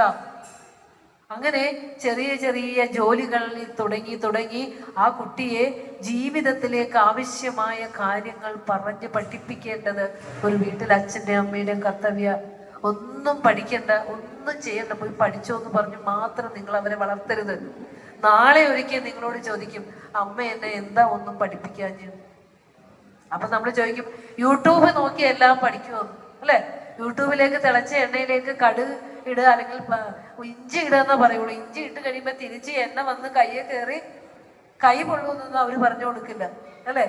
അപ്പൊ ഇതൊക്കെ പ്രാക്ടിക്കലായി ചെയ്തെങ്കിൽ മാത്രമേ കുഞ്ഞുങ്ങൾക്ക് അവരുടെ ജീവിതത്തെ അടുക്കും ചിട്ടയോടുകൂടി കൊണ്ടുപോകാനായിട്ട് സാധ്യമാകുകയുള്ളൂ. ഒരു അമ്മയ്ക്ക്, ഒരു പ്രഗത്ഭമതിയായ ഒരു അമ്മയ്ക്ക് എല്ലാ തരത്തിലുള്ള ഒരു ശ്രദ്ധ വേണം. അവരെ നോക്കും, നടപ്പും എടുപ്പും. നാളെ ഇവള് ഒരു അമ്മയാകേണ്ട കുട്ടിയാ, ഒരു കുടുംബം ഭരിക്കേണ്ട കുട്ടിയാ. അപ്പൊ അവൾക്ക് കുടുംബത്തിലേക്ക് ആവശ്യമായ കാര്യങ്ങൾ ഒരു ആൺകുട്ടിക്കും പെൺകുട്ടിക്കും അച്ഛനും പറഞ്ഞു കൊടുക്കേണ്ട ഉത്തരവാദിത്തം അച്ഛനും അമ്മയ്ക്കുണ്ട്, അല്ലെ? അങ്ങനെ പഞ്ചശുദ്ധിയെയും പഞ്ചധർമ്മങ്ങളെയും പറഞ്ഞു കൊടുക്കുക. എന്നിട്ട് ഗുരു പറയാണ് ബലാത് ആവർജകാർത്ഥേഷു ചലച്ഛേദോ നിവാരയേ വിനാത നിഗ്രഹം കാഷ്ടാം പുരുഷോ നാധികച്ചതി. എന്നുവെച്ചാല് നമുക്കറിയാം, നമ്മുടെ മക്കൾ, നിങ്ങൾ ഓരോരുത്തരും കണ്ണിൽ എണ്ണയൊഴിച്ച് നമ്മുടെ മക്കളുടെ വളർച്ചയെ ശ്രദ്ധിക്കണം. നമ്മൾ ഒരിക്കലും നമ്മുടെ ഭാഗത്ത് നിന്നല്ലാതെ കുഞ്ഞുങ്ങളുടെ ഭാഗത്ത് നിന്ന് ഇറങ്ങി വന്ന് നമ്മൾ ചിന്തിക്കാറുണ്ടോ? ഒരമ്മ എന്ന നിലയിലായിരിക്കും നമ്മൾ മക്കളെ ശകാരിക്കുക, അല്ലെങ്കിൽ ഒരു അച്ഛൻ എന്ന നിലയിലായിരിക്കും ശകാരിക്കുക. പക്ഷെ ആ കുഞ്ഞിന്റെ തലത്തിൽ നിന്ന് ഇറങ്ങി നിന്നുകൊണ്ട് സംസാരിക്കാൻ നമ്മൾ പഠിക്കണം. അപ്പോഴാണ് കുഞ്ഞും അച്ഛനും അമ്മയും തമ്മിൽ ഒരു നല്ല ബന്ധം ഉണ്ടാവുക. ഗുരു പറയാണ് ബലാത് ആദ്യം പറഞ്ഞു ഇന്ദ്രിയത്തെ നിയന്ത്രിക്കണമെന്നൊക്കെ നേരത്തെ പറഞ്ഞു. പക്ഷെ അത് അത്ര എളുപ്പമാണോ? ബലത്തിൽ കുഞ്ഞുങ്ങളെ പിടിച്ച് വലിക്കും. ആവർജകാർത്തേഷു, നല്ല കാഴ്ചകളെ. ഈ മൊബൈൽ ഫോണിന്റെ അകത്ത് ഒരു മറവും പിളവുമില്ലാത്ത ഇന്റർനെറ്റ്, ഒരു മര്യാദയും മറവുമില്ലാത്ത ഇന്റർനെറ്റ് യുഗം നമ്മുടെ കുഞ്ഞുങ്ങളുടെ ഭാവിയെ നശിപ്പിക്കുന്നത് തന്നെയാണ്. ഒരു കത്തിക്ക് അരിയാനും സാധിക്കും, ഒരാളെ കുത്തിക്കൊല്ലാനും സാധിക്കും. നല്ല കാര്യങ്ങളും ചെയ്യാം, അതിലൂടെ നശിച്ചു പോകാനും സാധ്യതയുണ്ടല്ലേ. അപ്പോ നല്ല കാര്യങ്ങളിലേക്ക് നമ്മുടെ കുട്ടികളെ നയിക്കാനായിട്ട് നമുക്ക് സാധിക്കണം. അപ്പോ ഇങ്ങനെ കണ്ണ് വേണ്ടാത്ത വിഷയങ്ങളിലേക്ക് പിടിച്ചു വലിക്കുമ്പോൾ, വേണ്ടാത്ത തൊട്ടുനോട്ടങ്ങൾക്ക് വേണ്ടി ഇന്ദ്രിയങ്ങൾ ത്രസിപ്പിക്കുമ്പോൾ, കേൾക്കുന്നുണ്ടോ? വേണ്ടാത്ത ശബ്ദങ്ങള് ടീച്ചർ പഠിപ്പിച്ചോണ്ടിരിക്കുമ്പോ ഇപ്പുറത്തുനിന്ന് നല്ല മധുരമായ വർത്താനായിരിക്കും പറയാ. അങ്ങോട്ട് പോണോ ഇങ്ങോട്ട് പോണോ, അങ്ങോട്ട് പോണോ ഇങ്ങോട്ട് പോണോ, അല്ലെ? ഒരു ചാഞ്ചാട്ടം. അപ്പൊ യുക്തമായ തീരുമാനം എടുക്കണം. ശബ്ദം ഭ്രമിപ്പിക്കുമ്പോൾ, സ്പർശം ഭ്രമിപ്പിക്കുമ്പോൾ, ഇതൊന്ന് രുചിച്ച് നോക്കിക്കേടാ, നാവിന്റെ അടിയിൽ വെച്ചോ, നല്ല സുഖമാ. അല്ലെങ്കിൽ നീ ഇതൊന്ന് തിന്നു നോക്കിക്കേ, നല്ല സുഖമാ. പിറ്റേ ദിവസം ആ സുഖം തേടി ചെല്ലും, അല്ലെ? അങ്ങനെ അങ്ങനെ ത്രസിപ്പിക്കുന്ന സുഖങ്ങൾ കാക്ഷിച്ച് നമ്മുടെ മക്കൾ പോകുന്ന പ്രായമാണ്. എന്തിനും ആകാംക്ഷയുള്ള, അറിയാൻ ആകാംക്ഷയുള്ള, തെറ്റിലേക്ക് എടുത്തു ചാടാവുന്ന പ്രേരണയുണ്ടാക്കുന്ന പ്രായം. അതുകൊണ്ട് ഗുരു എടുത്തു പറയാ, ഉപദേശത്തിന് ശേഷം ഒന്നും കൂടി എടുത്തു പറയാ, ബലത്തിൽ പുറത്തേക്ക് തിരിച്ചു വെച്ചിരിക്കുന്ന ഇന്ദ്രിയങ്ങള് പല പല വിഷയങ്ങൾ തേടി പോകുമ്പോൾ എന്ത് ചെയ്യണം? ആ ചലത് ചേതന, ചലിക്കുന്ന മനസ്സിനെ പിടിച്ചെടുക്കണം, പിടിച്ചു വെക്കണം. അതിന് മുമ്പ് പറഞ്ഞ പ്രാർത്ഥന സഹായിക്കും. എന്നില്ല ഈ വിന അത് ചെയ്തില്ലെങ്കിൽ, തന്നിഗ്രഹം മനസ്സിനെ അടക്കിയില്ലെങ്കിൽ, കാഷ്ടാം നാവികച്ചതി, ഒരിക്കലും ഒരു വിദ്യാർത്ഥിക്ക് അഭിവൃദ്ധി ഉണ്ടാവുകയില്ല. ബ്രഹ്മചര്യ ആശ്രമത്തിൽ നിന്ന് പതിച്ചു പോകും. അപ്പോൾ കാരണം എന്താന്ന് വെച്ചാല്, ഒരു കുഞ്ഞിന്റെ ഒരു 10 വയസ്സിനൊക്കെയുള്ള ശേഷം ഉള്ള കുട്ടികളിൽ വളർച്ചയുടെ കാലഘട്ടമാകുമ്പോൾ ഹോർമോൺ വേരിയേഷൻ വരുന്ന സമയമാണ് കുഞ്ഞുങ്ങൾക്ക്.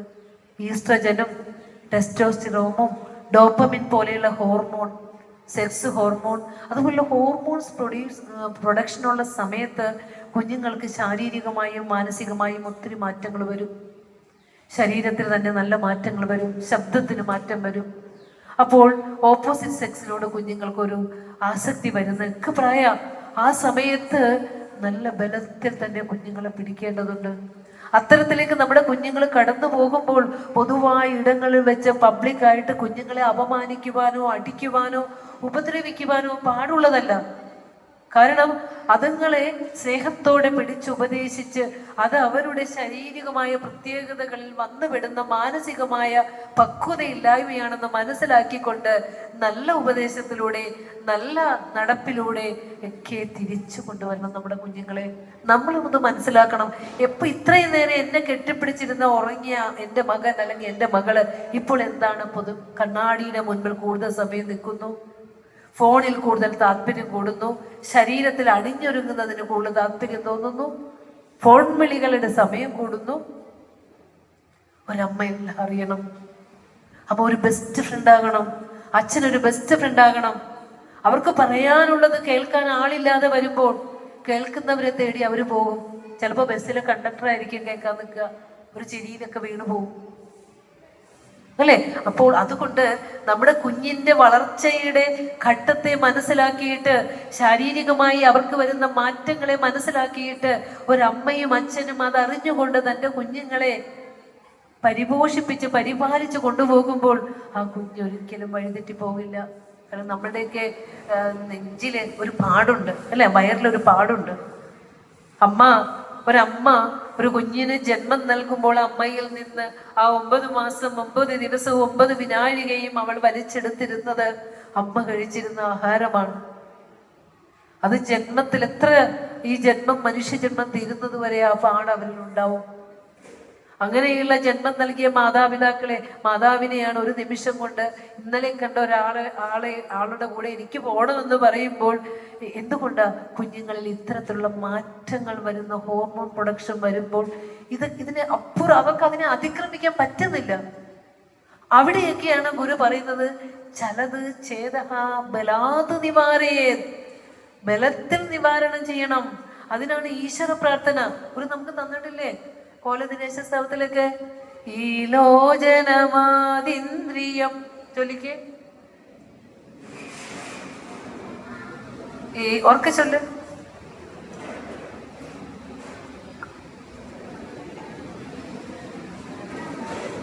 ഈ ലോചനമാതിന്ദ്രിയം ഏതെങ്കിലും ഒന്നിങ്ങ് ആലോചന കൂടാതെ ബധത്തിങ്കലണഞ്ഞാൽ ആലാക്കിലുടൻ സന്മതി തോന്നിക്കുകനിക്കൻ കോലത്തുകര കോവിലിൽ വാഴും പരമേശൻ കൈകാൽ മുതലാമെന്നുടെ അംഗങ്ങളിലൊന്നും ചെയ്യാതൊരു സത്കർമ്മം ഒഴിഞ്ഞങ്ങ വിവേകാൽ വയ്യാത്തതു ചെയ്യാൻ തുനിയാതാക്കുക വേണം കോലത്തുകര കോവിലിൽ വാഴും ഭഗവാനേ.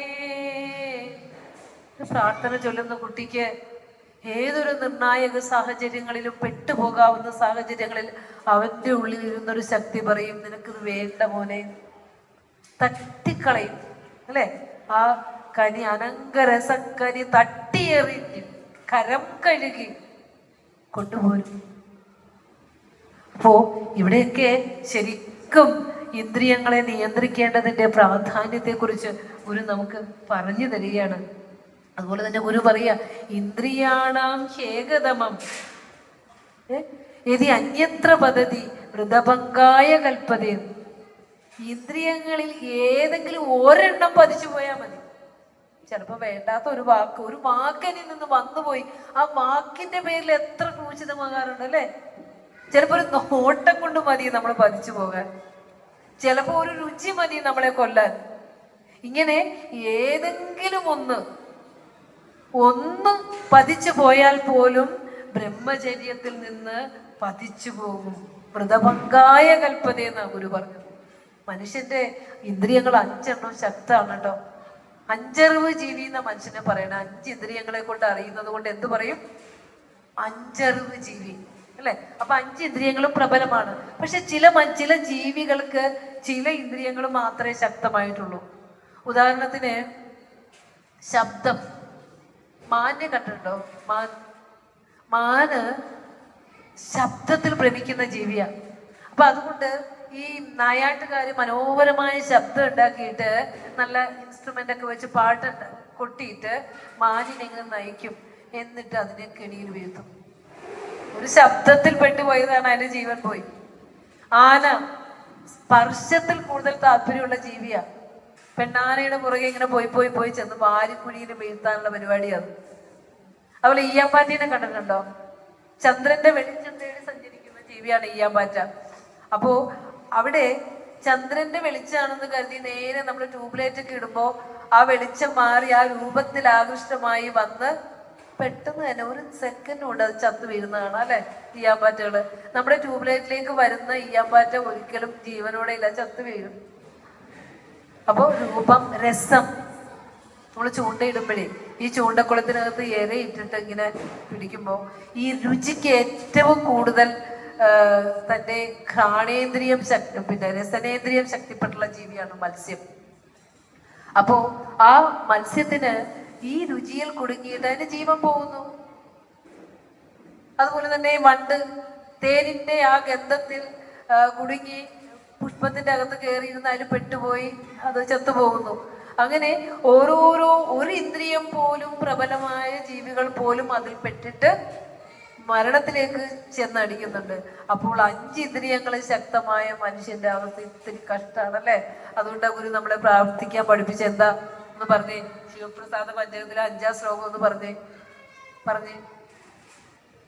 കനിവെന്നിലിരുത്തി അനങ്കരസ കനി തട്ടിയെറിഞ്ഞു കരം കഴുകി തനിമുക്തി പഴുത്തു ചൊരിഞ്ഞൊഴുകും കനക കടലേകും നീ. ദൈവത്തിന്റെ മുമ്പിൽ പ്രാർത്ഥിക്കാൻ ചെന്നിട്ട് പ്രാർത്ഥനയുടെ അവസാനം എന്ത് പ്രാർത്ഥനയെ സമർപ്പിച്ചത്? എന്റെ മകളുടെ കല്യാണം നടത്തണം, എനിക്ക് പൈസ തരണം, അങ്ങനെയൊക്കെയാണോ? ആഗ്രഹങ്ങളുടെ കനി തട്ടിക്കളഞ്ഞേക്കണെന്ന് പ്രാർത്ഥിക്കാൻ പഠിപ്പിച്ചല്ലേ. അല്പം കനിവ് എന്നോട് കാണിച്ചിട്ട് ഞാൻ ഈ ചോദിക്കുന്ന സ്വഭാവം ഉണ്ടല്ലോ, ആഗ്രഹങ്ങളുടെ കനി അതങ്ങ് തട്ടിക്കളഞ്ഞേക്കും ഭഗവാനെ. എന്നിട്ട് അത് ആ കയ്യിൽ എന്ത് വെച്ച് തരണം? മോക്ഷസ്വരൂപമായ എന്റെ കയ്യിരിക്കുന്ന അഭിലാഷങ്ങളുടെ ആഗ്രഹങ്ങളുടെ കനിയ. പക്ഷെ ഭഗവാന്റെ കയ്യിലിരിക്കുന്ന മുക്തിയാകുന്ന കനിയ. അത് ഭക്ഷിച്ചാൽ ഇനി ജനിമരണങ്ങളിൽ വരില്ല. അതുകൊണ്ട് മുക്തിയാകുന്ന പഴം വെച്ച് തരണേ, ആഗ്രഹങ്ങളുടെ കനി തട്ടിക്കളയണേ. പക്ഷെ നമ്മൾ ഇപ്പോഴും ചെന്ന് എന്ത് ചോദിക്കും? അഭിലാഷങ്ങളുടെ കനിയായിട്ടല്ലേ നമ്മൾ പാടണേ. അവിടെ ചെന്നിട്ട് നമ്മൾ പാടിക്കും. ശിവപ്രസാദ പഞ്ചകം ചൊല്ലി സമർപ്പിച്ചിട്ട് പറയും, ഭഗവാൻ എനിക്ക് എന്നൊക്കെ താണ്ട. എന്ത് പാവങ്ങളാ നമ്മളല്ലേ. മലമുകളീന്ന് വരുന്നൊരു പറ പോൽ മുലകുടി മാറിയ നാൾ മുതൽ മാനസം അലർശരസായകമല്ലു പിടിച്ചു നിൻ മലരടിയും ജഗദീശ മറന്നു ഞാൻ. ഒരു മലയുടെ മുകളിൽ നിന്ന് ഒരു കല്ലെടുത്ത് താഴത്തേക്ക് ഇട്ടാൽ എത്ര ശക്തമായാണ് ആ കല്ല് വരുന്നത്. അതുപോലെ ആഗ്രഹങ്ങളുടെ ഒരു കൂമ്പാരം തന്നെ എന്നിലേക്ക് കയറി വരുന്നു. അതുകൊണ്ട് ഭഗവാനെ, എനിക്ക് ഈ മനസ്സിനെ ഒന്ന് അടയ്ക്കാനല്ലേ അങ്ങയുടെ പാദങ്ങളിലേക്ക് ഒന്ന് ചെല്ലാൻ പറ്റുള്ളൂ. നിന്റെ മലരടിയും ജഗദീശ മറന്നു ഞാൻ. നിന്റെ ആ പാദങ്ങളെ മറന്നുപോയി എന്ന് പറയുന്നു. അവിടെയൊക്കെ ആഗ്രഹങ്ങളുടെ കനിയുമായാണ് നമ്മൾ ആഗ്രഹങ്ങളെ അടക്കാൻ പറഞ്ഞ ഗുരുവിന്റെ അടുത്ത് പോലും ചെന്ന് നിൽക്കുന്നത്. സ്വാമിജിയുടെ ഹോമമന്ത്രമൊക്കെ ചൊല്ലി സമർപ്പിക്കുമ്പോൾ എന്താ അവസാനം എല്ലാം കൊടുത്ത് അവസാനം ഹോമിക്കുന്ന എന്റെ അഹന്തയെ പോലെ എടുത്തു വെച്ചിട്ടാണ് നമ്മൾ ഹോമമന്ത്രമൊക്കെ ചെയ്യുന്നത് അല്ലേ. എന്നിട്ടും പിന്നെ നമ്മൾ എന്തേ പഠിക്കാത്ത? ദൈവത്തിന് മുമ്പിൽ ചെന്ന ഒന്നും ചോദിക്കണ്ടല്ലോ, കണ്ണടച്ച് നിൽക്കുക. എല്ലാം അറിഞ്ഞു ഭഗവാൻ ഇവൻ ഇന്നെടുത്തു ചൊല്ലേണമോ ദുരിതമൊക്കെ അകറ്റണേ. മാത്രം ചോദിച്ചാൽ മതി. ചോദിക്കുന്നവർക്ക് ഇത്രയും കിട്ടുള്ളൂ, ചോദിക്കാത്തവർക്ക് എന്ത് കിട്ടും? ജീവിതം മുഴുവൻ സഫലമാക്കി തരും. തുച്ഛമായത് ചോദിക്കാനായിട്ട് പോകരുത്. അപ്പൊ ഗുരു പറയാണ്, ബലത്തിൽ ചലിക്കുന്ന ഇന്ദ്രിയങ്ങളെ നിയന്ത്രിക്കണം. ഇന്ദ്രിയ നിഗ്രഹത്തെ കുറിച്ച് പറഞ്ഞു, പഞ്ചധർമ്മത്തെ കുറിച്ച് പറഞ്ഞു, പഞ്ചശുദ്ധികളെ കുറിച്ച് പറഞ്ഞു. അടുത്തത് ശ്രേഷ്ഠമാണ്. നമ്മുടെ മക്കളുടെ കോൺവെക്കേഷൻ നടത്താറില്ലേ, സമാവർത്തനം, ഡിഗ്രി ബിരുദദാനം അല്ലെ. മക്കളെ എഞ്ചിനീയറിംഗ് പഠിച്ചു കഴിഞ്ഞാലോ അല്ലെങ്കിൽ ഡിഗ്രി പഠനം കഴിഞ്ഞാലോ മെഡിസിൻ പഠനം കഴിഞ്ഞാലോ ഒക്കെ മക്കൾക്ക് ബിരുദദാന സർട്ടിഫിക്കറ്റ് നടത്തുന്ന ഒരു ചടങ്ങിൽ പോകാറില്ലേ, കോൺവെക്കേഷൻ പോകാറുണ്ട്. അതിന് സമാവർത്തനം എന്ന് പറയാം. അങ്ങനെ പഠിച്ചു കഴിഞ്ഞ് വിദ്യാലയത്തിൽ നിന്ന് ഇറങ്ങുന്ന ഒരു വിദ്യാർത്ഥിക്ക് ഗുരു കൊടുക്കുന്ന ഉപദേശം എന്തെന്നാണ് അടുത്ത് പറയുന്നത്. നമുക്ക് കേൾക്കണ്ടേ അത് എന്താണ് ഗുരു പറയുന്നത്? പിന്നെ അവിടെ നമ്മൾ അറിയേണ്ട ഒരു കാര്യം, ശ്രീനാരായണ ധർമ്മം വെറും ഒരു കൃതിയാണോ? ഞാൻ ആദ്യം തന്നെ പറഞ്ഞു, വേദത്തിലെ അറിവ് നമ്മൾക്ക് തരുന്ന സുഖമാണെങ്കിൽ ആ സുഖത്തിലേക്ക് എത്തിക്കാൻ നമ്മുടെ കുടുംബ ജീവിതം എങ്ങനെ ചിട്ടപ്പെടുത്തണം എന്ന് പറയുന്ന ഗ്രന്ഥമാണ്. വേദത്തിന്റെ അടിസ്ഥാനത്തിലാണ് ഗുരു സ്മൃതി എഴുതിയിരിക്കുന്നത്. അതിലെ തത്വങ്ങൾ വേദാധിഷ്ഠിതമാണ്, വെറുതെ ഉള്ളതല്ല. അതൊരു നേരത്തെ പറഞ്ഞൊരു കുഞ്ഞു സമുദായത്തിനല്ല അത് ഈ ലോകത്തെ സമസ്ത മനുഷ്യർക്കും ഉപയോഗപ്പെടുത്താവുന്ന ധർമ്മമാണ്. നീയൊരു ഉപദേശം ശ്രദ്ധിക്കൂ. വദേ സത്യം ചരേ ധർമ്മം നിത്യം സ്വാധ്യായമാചരേ കുശലാ സത്യധർമാഭ്യാം ന പ്രമാദേ വിബുധയേ. വദേ സത്യം, സത്യം പറയണം. ചരേ ധർമ്മം, ആദ്യം ഉപദേശിച്ചു. രണ്ടാമത് അതിന്റെ കൺക്ലൂഷനാണ്, ധർമ്മമാർഗത്തിൽ ചരിക്കണം. നിത്യം സ്വാധ്യായമാചരേ, പാഠനങ്ങളിൽ നിന്ന് പുറകോട്ട് പോകരുത്. 75 വയസ്സുള്ള അമ്മമാരെ ഇപ്പൊ എൻ്റെ അടുത്ത് നിന്ന് വേദാന്ത സൂത്രം പഠിച്ച് നല്ല 75 വയസ്സായ യുവതിയുടെ ഞാൻ പറയുള്ളൂ. നമ്മുടെ ചെറുപ്പക്കാരെക്കാളൊക്കെ ആക്റ്റീവായി, കാരണം ആത്മീയമായ ജ്ഞാനം അവരെ കരുത്തുന്നവരാക്കി. എന്ത് പഠിക്കാൻ അവരുടെ ബുദ്ധി തെളിയുന്നു. ഇപ്പോ അപ്പോ ആജീവനാന്തം നമ്മുടെ വിദ്യാർത്ഥികളാണ്. ഒരു പറയാ കുശലാത് സത്യധർമാഭ്യം ന പ്രമാദ്യേ വിഭൂതേ. എളുപ്പത്തിൽ ധനമുണ്ടാക്കാൻ വേണ്ടി സത്യധർമ്മങ്ങൾ വെടിഞ്ഞ് ജീവിക്കരുത്. ഒരു ശിഷ്യനെ ഗുരു ഉപദേശിക്കുന്ന ഉപദേശം ഒന്ന് പറഞ്ഞേ, ആര് കൊടുത്തിട്ടുണ്ട് സഹോദരങ്ങളെ ഇങ്ങനത്തെ ഉപദേശം? ഏതൊരു സമൂഹത്തിൽ ഇതൊക്കെ എത്തിയിട്ടുള്ളൂ? പക്ഷെ നമ്മൾ പ്രയോജനപ്പെടുത്തുന്നുണ്ടോ? മക്കളുടെ ചെവിയിലേക്ക് ഇത് കൊടുക്കുന്നുണ്ടോ? സത്യം പറയണം, ധർമ്മമാർഗത്തെ ചരിക്കണം. ഈ പാഠനങ്ങളിൽ നിന്ന് പുറകോട്ട് പോകരുത്. ധനമുണ്ടാക്കാൻ വേണ്ടി കുടിലമായ മാർഗങ്ങൾ സ്വീകരിക്കരുത്. സത്യധർമ്മങ്ങൾ വെടിഞ്ഞ് ജീവിക്കരുത്.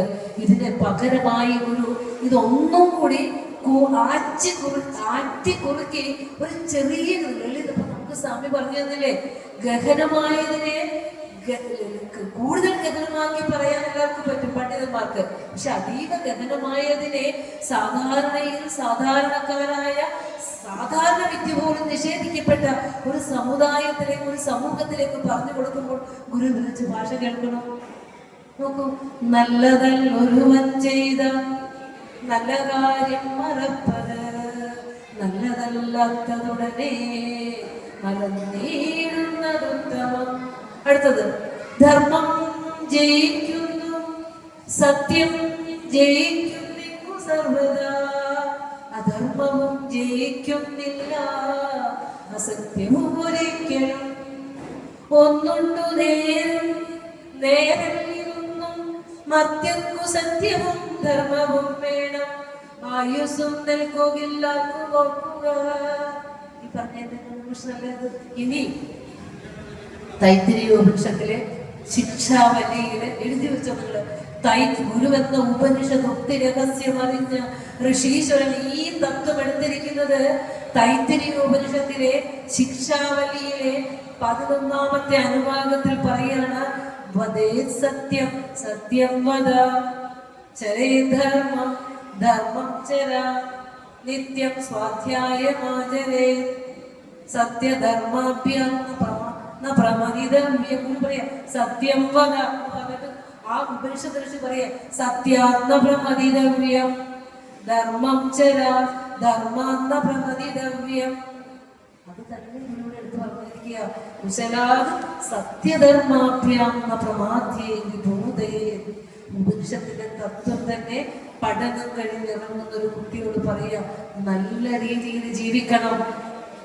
ധനമുണ്ടാക്കാനായി അസത്യമാർഗം ഒരിക്കലും തിരഞ്ഞെടുക്കരുത്. അതൊരിക്കലും ശാശ്വതമല്ല. തൽക്കാലം ഒരു സുഖം തോന്നും, ധനം കിട്ടും, ചെരിഞ്ഞു നടക്കാം. പക്ഷേ പിന്നീട് അഴിക്കകത്തായ കഥകൾ പലതും നമ്മൾ കാണുന്നു. സത്യം മാത്രമേ ജയിക്കൂടെ. നമ്മുടെ കയ്യിൽ കിട്ടിയിരിക്കുന്ന കറൻസിയിലെ ഭാരതീയ മുദ്രയെ കുറിച്ച് വെച്ചിരിക്കുന്നു, സത്യമേവ ജയതേ, അല്ലെ?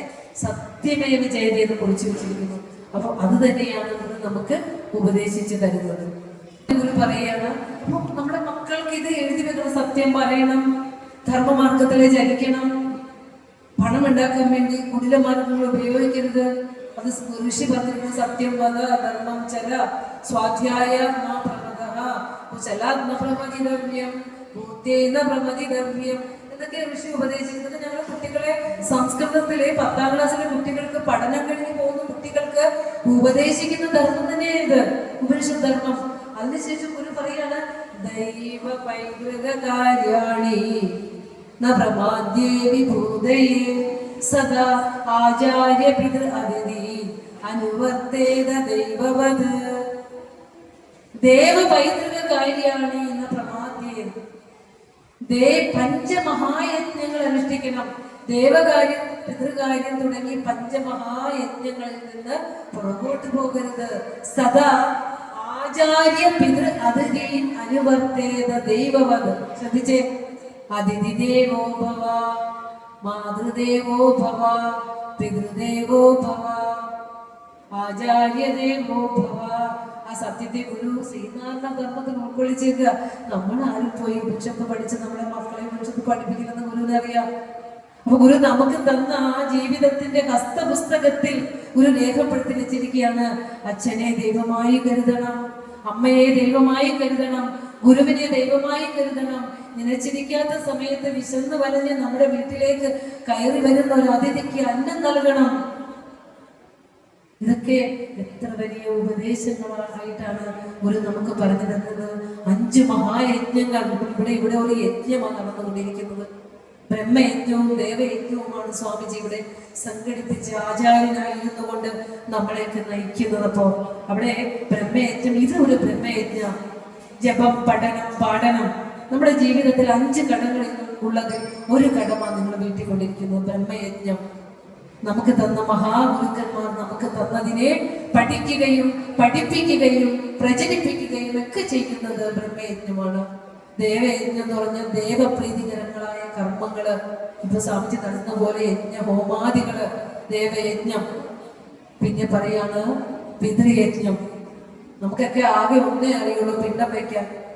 മരിച്ചു കഴിയുമ്പോൾ അച്ഛനമ്മമാർക്ക് വേണ്ടി ശ്രാദ്ധകർമ്മങ്ങളും പിതൃകർമ്മങ്ങളൊക്കെ ചെയ്യുന്നതല്ല പിതൃയജ്ഞം. ജീവിച്ച് അച്ഛനമ്മമാര് മരിച്ചു കഴിഞ്ഞാൽ ആത്മാവ് മറ്റൊരു പുനർജനിയിലേക്ക് വാസനയിലൂടെ പോയിട്ടുണ്ടാവും. അപ്പൊ നമ്മള് ജീവിച്ചിരിക്കുന്ന മാതാപിതാക്കളെ സംരക്ഷിക്കുക എന്നുള്ളതാണ് പിതൃയജ്ഞം, അല്ലെ?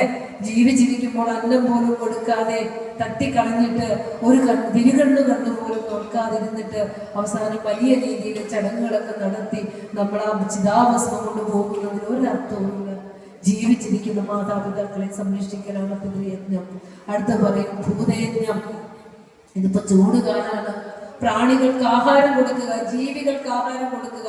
നമ്മൾ രാവിലെ കഴിക്കുന്ന ആഹാരത്തിന്റെ ഓരോ അംശം എടുത്ത് പുറത്തേക്ക് വെക്കുക. എന്നിട്ട് കുറച്ച് വെള്ളം, വലിയ പാത്രത്തിൽ കുറച്ച് വെള്ളം എടുത്ത് വെക്കുക. എത്ര സ്ഥലങ്ങളിൽ നിന്നാണ് ജീവികൾ അത് കുടിക്കാനൊക്കെ ആയിട്ട് വരുന്നത്, അല്ലെ? അപ്പോ അങ്ങനെ ജീവികൾക്ക് അന്നം നൽകുക. നമ്മൾ അമ്പലത്തിൽ കണ്ടിട്ടുണ്ടോ ശ്രീഭൂതബലി? ക്ഷേത്രത്തിന് ചുറ്റുമായി ബലിക്കല്ലുകൾ കണ്ടിട്ടുണ്ടോ? അതിലേക്ക് നമ്മൾ ചോറെടുത്ത് വിതരാറുണ്ട് ശാന്തിമാര്. അത് ഈ ഭൂതയജ്ഞ. ആ കൊടുക്കുന്ന ആ ചോറ് മറ്റ് ജീവികൾ വന്ന് ആഹാരമാക്കിക്കൊള്ളും. അതുപോലെ വൃക്ഷത്തിന്, സസ്യങ്ങൾക്ക് വെള്ളം ഒഴിച്ചു കൊടുക്കുന്നതൊക്കെ ഭൂതയജ്ഞാണ്. പണ്ടൊക്കെ നമുക്കറിയാം, ഈ മരങ്ങളെയും മണ്ണിനെയും പ്രകൃതി ശക്തികളെയൊക്കെ ദൈവങ്ങളായി ആരാധിച്ചിരുന്ന ഒരു കാലം നമുക്കുണ്ട്.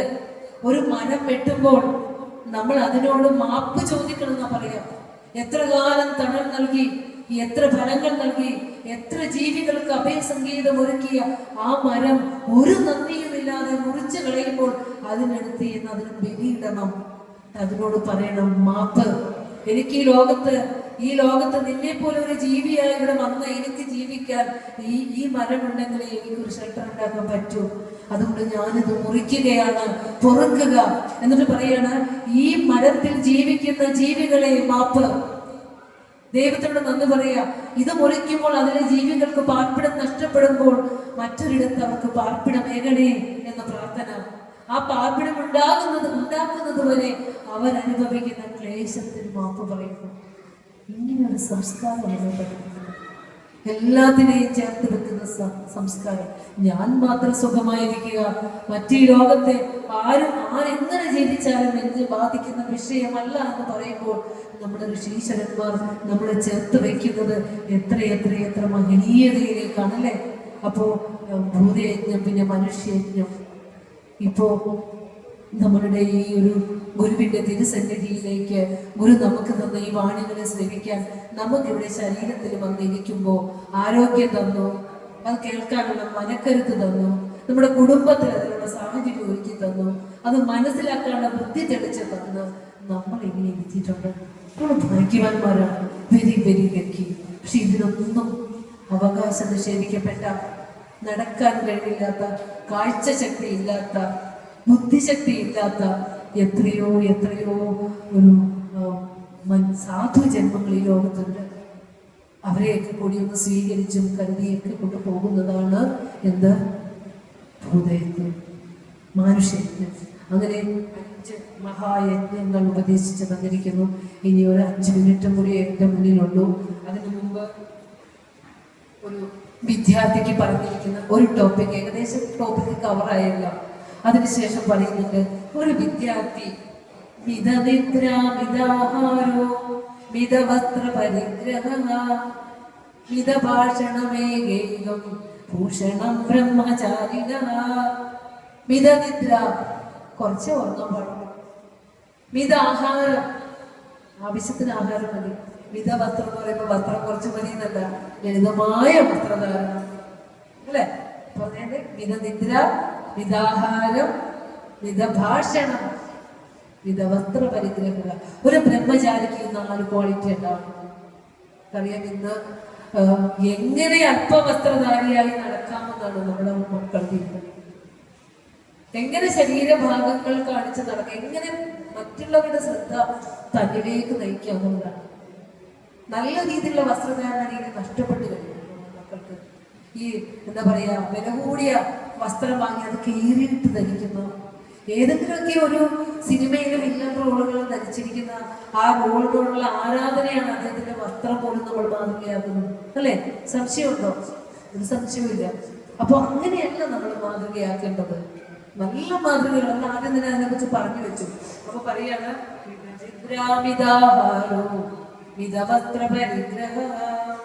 നമ്മള് പറയും നായയുടെ ഉറക്കം എന്ന് പറയും. ഒരു നായക്ക് ഏറ്റവും കൂടുതൽ മനുഷ്യനേക്കാൾ എത്ര അധികമാണ് അറിയോ അതിന്റെ ആ ഒരു ഇന്ദ്രിയ ശക്തി ഉള്ളത്, അതിന് ഘാണശക്തി ഉള്ളത്. അപ്പോൾ ആ ഒരു നായ ഉറങ്ങുമ്പോൾ ഒരിക്കലും അത് സ്വത്വമിട്ട് ഉറങ്ങാൻ ഒരു ചെറിയ ചലനം പോലും അതിനെ ഉണർത്തി കളയും. അപ്പൊ നായയെ പോലെയുള്ള ഉറക്കം പറയും. നായ എന്ന പേര് ചീത്തവാക്കല്ല കേട്ടോ. എന്നാന്ന് വെച്ചാൽ പണ്ട് കാലത്ത് ഈ യാത്രാ സൗകര്യങ്ങൾ ഇല്ലായിരുന്ന കാലഘട്ടത്തില് കാട്ടിലൂടെയാണ് നമ്മൾ നടന്നു പോകുന്നത്. ഗുരുപ്പ വനത്തിലൂടെ ശിവദാസ സ്വാമികളെ കൊണ്ട് നടന്ന കഥയൊക്കെ നമ്മൾ വായിക്കും, ഭയമില്ലാതാക്കിയ സന്ദർഭമൊക്കെ. അപ്പൊ അവിടെ നടക്കുമ്പോൾ നായയാണ് മുമ്പ് നടത്തുക. എല്ലാ വീടുകളിലും ഉണ്ടാകും നായ എന്ന് പറഞ്ഞാൽ നയിക്കുന്നവൻ എന്നുള്ള അർത്ഥത്തിലാണ് നായ എന്ന പേര് വന്നത്. അവൻ മുമ്പ് നടക്കും, അവൻ അറിയാം എവിടെയൊക്കെയാണ് സുരക്ഷിതമായ വഴിയെന്ന്, അതിലൂടെ അവൻ കൊണ്ടുപോകും. അങ്ങനെ നായ, അവനെ പോലെയുള്ള ഉറക്കം. കാകദൃഷ്ടി, കാക്കയുടെ കണ്ണ് കണ്ടിട്ടുണ്ടോ? എത്ര ദൂരെ വെച്ച് ഉയരത്തി പറന്നു പോകിയാലും താഴെ വെച്ചിരിക്കുന്ന അരിമണികൾ അതിന്റെ കണ്ണിൽപ്പെടും. ഏറ്റവും ബുദ്ധിയുള്ള ജീവി, എന്നും കുളിക്കുന്ന ജീവി കാക്ക അല്ലെ? കോർവസ് പ്രെനൻസ് എന്ന് പറയുക. കാക്ക ലാറ്റിൻ നാമ ബുദ്ധിയുള്ള ജീവി എന്നർത്ഥം. അപ്പൊ കാക്കയെ പോലെ നിരീക്ഷണ പാഠവും വേണം. നായയുടെ ഉറക്കം, കൊക്കിന്റെ ധ്യാനം, ഭഗധ്യാനം, കാകദൃഷ്ടി ഭഗധ്യാനം, ശ്വാനനിദ്രാതദൈവച അല്പാഹാരോ ജീർണ വസ്ത്രം ഏത് വിദ്യാർത്ഥി ലക്ഷണം എന്ന് പറയും. ഇപ്പൊ വിദ്യാർത്ഥി ചെയ്തിന് സ്കൂളിൽ യൂണിഫോം വെച്ചിരിക്കുന്നത് ധനമുള്ളവനും ധനമില്ലാത്തവനും ഒരേ വസ്ത്രം ധരിച്ച് വരണം അല്ലേ? നമുക്കറിയാം, ഓണാഘോഷമൊക്കെ സംഘടിപ്പിക്കുമ്പോൾ കളർ വസ്ത്രം ധരിക്കാന്ന് പറഞ്ഞ ദിവസം വലിയ വില കൂടിയ വസ്ത്രം ധരിക്കാനില്ലാത്ത കുഞ്ഞുങ്ങൾ തൻ്റെ വസ്ത്രത്തെ ഒന്ന് നോക്കി മറ്റേ വസ്ത്രത്തെ കൊതിയോട് നോക്കുന്നൊരു കാഴ്ച നമുക്ക് കാണാം അല്ലേ? അത്തരത്തിലുള്ള ഭേദഭാവനകൾ ഇല്ലാതാക്കാൻ വേണ്ടിയിട്ടാണ്, ആ ഏകതയ്ക്ക് വേണ്ടി തന്നെയാണ് വിദ്യാലയങ്ങളിലെ യൂണിഫോം വെച്ചിരിക്കുന്നത്. അപ്പോൾ ഒരു വിദ്യാർത്ഥിക്ക് തീർച്ചയായും ഉറക്കം കുറച്ച് മതി എന്ന് പറയാം. അതിനുശേഷം പറയാണ് ഉഷസ്യേവ സമുദ്ധായ സ്നാത്വാ ദേവമനുസ്മരൻ പ്രാതഃസന്ധ്യാമുപാസ്യാന്ത്യേ സ്വാധ്യായ നിരതോ ഭവേത്. ലാസ്റ്റ് ഭാഗമാണ്. ഒരു കുഞ്ഞ് എഴുന്നേക്കേണ്ടത് എപ്പോഴാണ്? അതിനു മുമ്പ് ആഹാരത്തെ കാര്യങ്ങളൊക്കെ ഒത്തിരി പറയാനുണ്ട്. ഒരു കുഞ്ഞ് ആഹാരം കഴിക്കേണ്ടത് നമ്മൾ കൊച്ചിന് കൊടുക്കുന്ന ആഹാരം എന്താ? നമുക്ക് പോറിന് വഴി ജോലി കഴിഞ്ഞ് വരുമ്പോൾ ഒരു പാക്കറ്റ് വാങ്ങി ബാഗിലേക്ക് വെക്കും. ഒരു നൂഡിൽസിന്റെ പാക്കറ്റ്, ഒരു ബ്രെഡിന്റെ പാക്കറ്റ് വാങ്ങി വെക്കും. ഇത് നമ്മൾ കൊടുക്കും. എന്നും ഇത് കഴിച്ച് കുഞ്ഞിന്റെ ഏറ്റവും ശക്തിമന്ദരമായ ശരീരം ദുർബലമായി പോകും. അപ്പൊ ഒരു കുഞ്ഞിന് കൊടുക്കേണ്ടത് തീർച്ചയായും അമ്മ ആവിയിൽ വേവിച്ചെടുക്കുന്ന ആഹാരം തന്നെയാണ് ഏറ്റവും ശ്രേഷ്ഠം. അത് മിതമായി കൊടുക്കുക. വയറിന്റെ അരഭാഗം ആഹാരം, കാൽഭാഗം വായുസഞ്ചാരം, കാൽഭാഗം വെള്ളം. ആഹാരം കഴിച്ച് 2 മണിക്കൂറിന് ശേഷം ഉറങ്ങാൻ പാടുള്ളൂ. ഇങ്ങനെ പല കാര്യങ്ങൾ നമ്മുടെ വിദ്യാർത്ഥിക്ക് പറഞ്ഞു കൊടുക്കാറുണ്ട്. ഉറക്കം പറയുക, പ്രഭാതത്തിൽ ഉണരണം, ഉഷസ്യേവ സമുദ്ധായ ബ്രാഹ്മമുഹൂർത്തത്തിൽ ഉണരണം. ഉണർന്നിട്ട് ഒരു നമുക്ക് എന്താ പറയുക, പ്രഭാതത്തിൽ ഉണരേണ്ടതിന്റെ പ്രാധാന്യത്തെ കുറിച്ച് പറഞ്ഞു തന്നിട്ടുണ്ട്. വൈകി ഉണരുന്നവൻ അവന്റെ ജീവിതം ഒരു ദിവസത്തെ ഏറ്റവും മനോഹരമായ ദിവസങ്ങളിൽ ഒന്നാണ് അവൻ നഷ്ടപ്പെടുന്നത്. പ്രഭാതത്തിൽ ഉണരണം. ആ ദിവ്യതയുടെ എഴുന്നള്ളത്ത് കാണാതിരിക്കരുത് എന്ന് നമ്മളോട് പറഞ്ഞത്. ഞാൻ മക്കളോട് പറയാറുണ്ട്, മക്കളെ ഒരു ഗ്ലാസ്സിൽ വെള്ളമൊക്കെ എടുത്ത് തലേ ദിവസം വെച്ച് രണ്ടല്ലി തുളസിയിലേക്ക് അതിലേക്ക് ഇട്ട് വെച്ചിട്ട് രാവിലെ എഴുന്നേറ്റ് ഒന്ന് ഫ്രഷായൊക്കെ വന്ന് ഒന്ന് ധ്യാനിച്ചൊക്കെ വന്ന് ആ വെള്ളം എടുത്തൊക്കെ കുടിച്ചിട്ട് തീർത്ഥീകരിക്കുകയാണ്. എന്നിട്ട് നമ്മൾ പഠിക്കാതിരിക്കണം. സ്വാധ്യായ വിരുദ്ധോപവേ ഉഷസ്യേവ സമത്വായ സ്നാത്വ കുടിച്ചിട്ട് ദേവതാരാധന നടത്തിയിട്ട് സന്ധ്യാപ്രാർത്ഥന പ്രാതസന്ധ്യ രാവിലെയുള്ള പ്രാർത്ഥന നടത്തിയിട്ടാണ് പഠിക്കാൻ പറഞ്ഞത്. ഇതൊക്കെ നമ്മൾ ചെയ്യാറുണ്ടോ? നമ്മൾ മക്കൾ തൊഴാനറിയും, ദൈവത്തിനെ കണ്ട തൊഴാനറിയും. പലപ്പോഴും അങ്ങനെയാണ് കുഞ്ഞുങ്ങളെ. അപ്പൊ നമ്മൾ കൈ രണ്ടും എടുത്ത് കൂട്ടി വെച്ച് തന്നെ 5 വയസ്സ് മുമ്പുള്ള കുഞ്ഞിനെ നമസ്കരിക്കാൻ നമ്മൾ പഠിപ്പിച്ചിരിക്കണം. പ്രഭാതത്തിൽ എഴുന്നേറ്റ് പഠിച്ച ഏത് ടഫ് വിഷയങ്ങളും എളുപ്പം പഠിക്കാൻ പറ്റും. ഏകാഗ്രമായ സമയം, സർവ്വത നിശ്ചലമായ സമയം, ആ സമയമൊക്കെ നമ്മുടെ കുഞ്ഞുങ്ങൾക്ക് നമുക്ക് പറഞ്ഞു കൊടുക്കണം. രാമായണത്തിലെ രാമനെയും ലക്ഷ്മണന്മാരെയും കൊണ്ട് വിശ്വാമിത്ര മഹർഷി യാഗസംരക്ഷണത്തിന് കൊണ്ടുപോകുന്നൊരു സമയമുണ്ട്. അവിടെ ഈ സരയൂ നദിയുടെ തീരത്തെത്തിയപ്പോൾ സന്ധ്യ ആയി. പിന്നെ അന്നത്തെ യാത്ര അവസാനിച്ചു. തലത്തിൽ കുഞ്ഞുങ്ങൾ ഉറങ്ങാൻ കിടക്കുക, രാമനും ലക്ഷ്മണനും ഒക്കെ. എന്നിട്ട് ബ്രാഹ്മമുഹൂർത്തം എത്തിയപ്പോ വിശ്വാമിത്ര മഹർഷി വിളിക്കുന്നു. ഇങ്ങനെ വിളിക്കാന്നറിയോ? അധ്യാത്മ വാൽമീകി രാമായണത്തിലുള്ള കൗസല്യ, നമ്മുടെ MS സുബ്ബലക്ഷ്മിയുടെ സുപ്രഭാതത്തിലൊക്കെ എഴുതുന്ന അവര് പാടിയതല്ലോ, രാമായണത്തിന് വാക്ക. കൗസല്യ സുപ്രജ രാമ പൂർവാ സന്ധ്യാ പ്രവർത്തജേ ഉത്തിഷ്ഠ നരശാർദൂല ത്രൈലോക്യം ദൈവമാന്യകം. അല്ലേ? അവിടെ അമ്മയുടെ സംബോധന എന്തിനാ വിളിക്കണേ? കൗസല്യ സുപ്രജ രാമ, കൗസല്യയുടെ നല്ല മകനായ രാമ. എഴുന്നേൽക്കൂ. നമ്മുടെ മകനെ എങ്ങനെ വിളിക്കുന്നത്? 1 വിളിച്ച് 2 വിളിച്ച് 3ാമത്തെ വിളിച്ച് എന്തൊക്കെയായിരിക്കും നമ്മൾ വിളിക്കുന്നത്? ഒരിക്കലും അങ്ങനെ വിളിക്കരുത്. ഒരു നല്ല ദിവസത്തിന്റെ തുടക്കമാണ്. കൗസല്യയുടെ നല്ല മകനായ രാമ, ഉത്തിഷ്ഠ എഴുന്നേൽക്കൂ, നരശാർദൂല മനുഷ്യരിൽ വിക്രമമാർന്നവനെ, നീ എഴുന്നേറ്റ് ദൈവമാന്യകം നല്ല കർമ്മങ്ങൾ നീ ചെയ്യൂ, ശ്രേഷ്ഠകർമ്മങ്ങളിൽ നീ വ്യാപൃതനാകൂ എന്ന് പറയാണ്. അങ്ങനെ ഒരു വിദ്യാർത്ഥിയിലെ ഉറക്കം, അവന്റെ ചിട്ടകള്, അതിന്റെ ഉണർവ് ഒക്കെ ഗുരു വളരെ കൃത്യമായി പറഞ്ഞിട്ട് അവസാനം പറഞ്ഞങ്ങ് സമർപ്പിക്കുക. അവശ്യം ബ്രഹ്മചാരിണ. അല്ലെ? ഇവിടെ ഒരു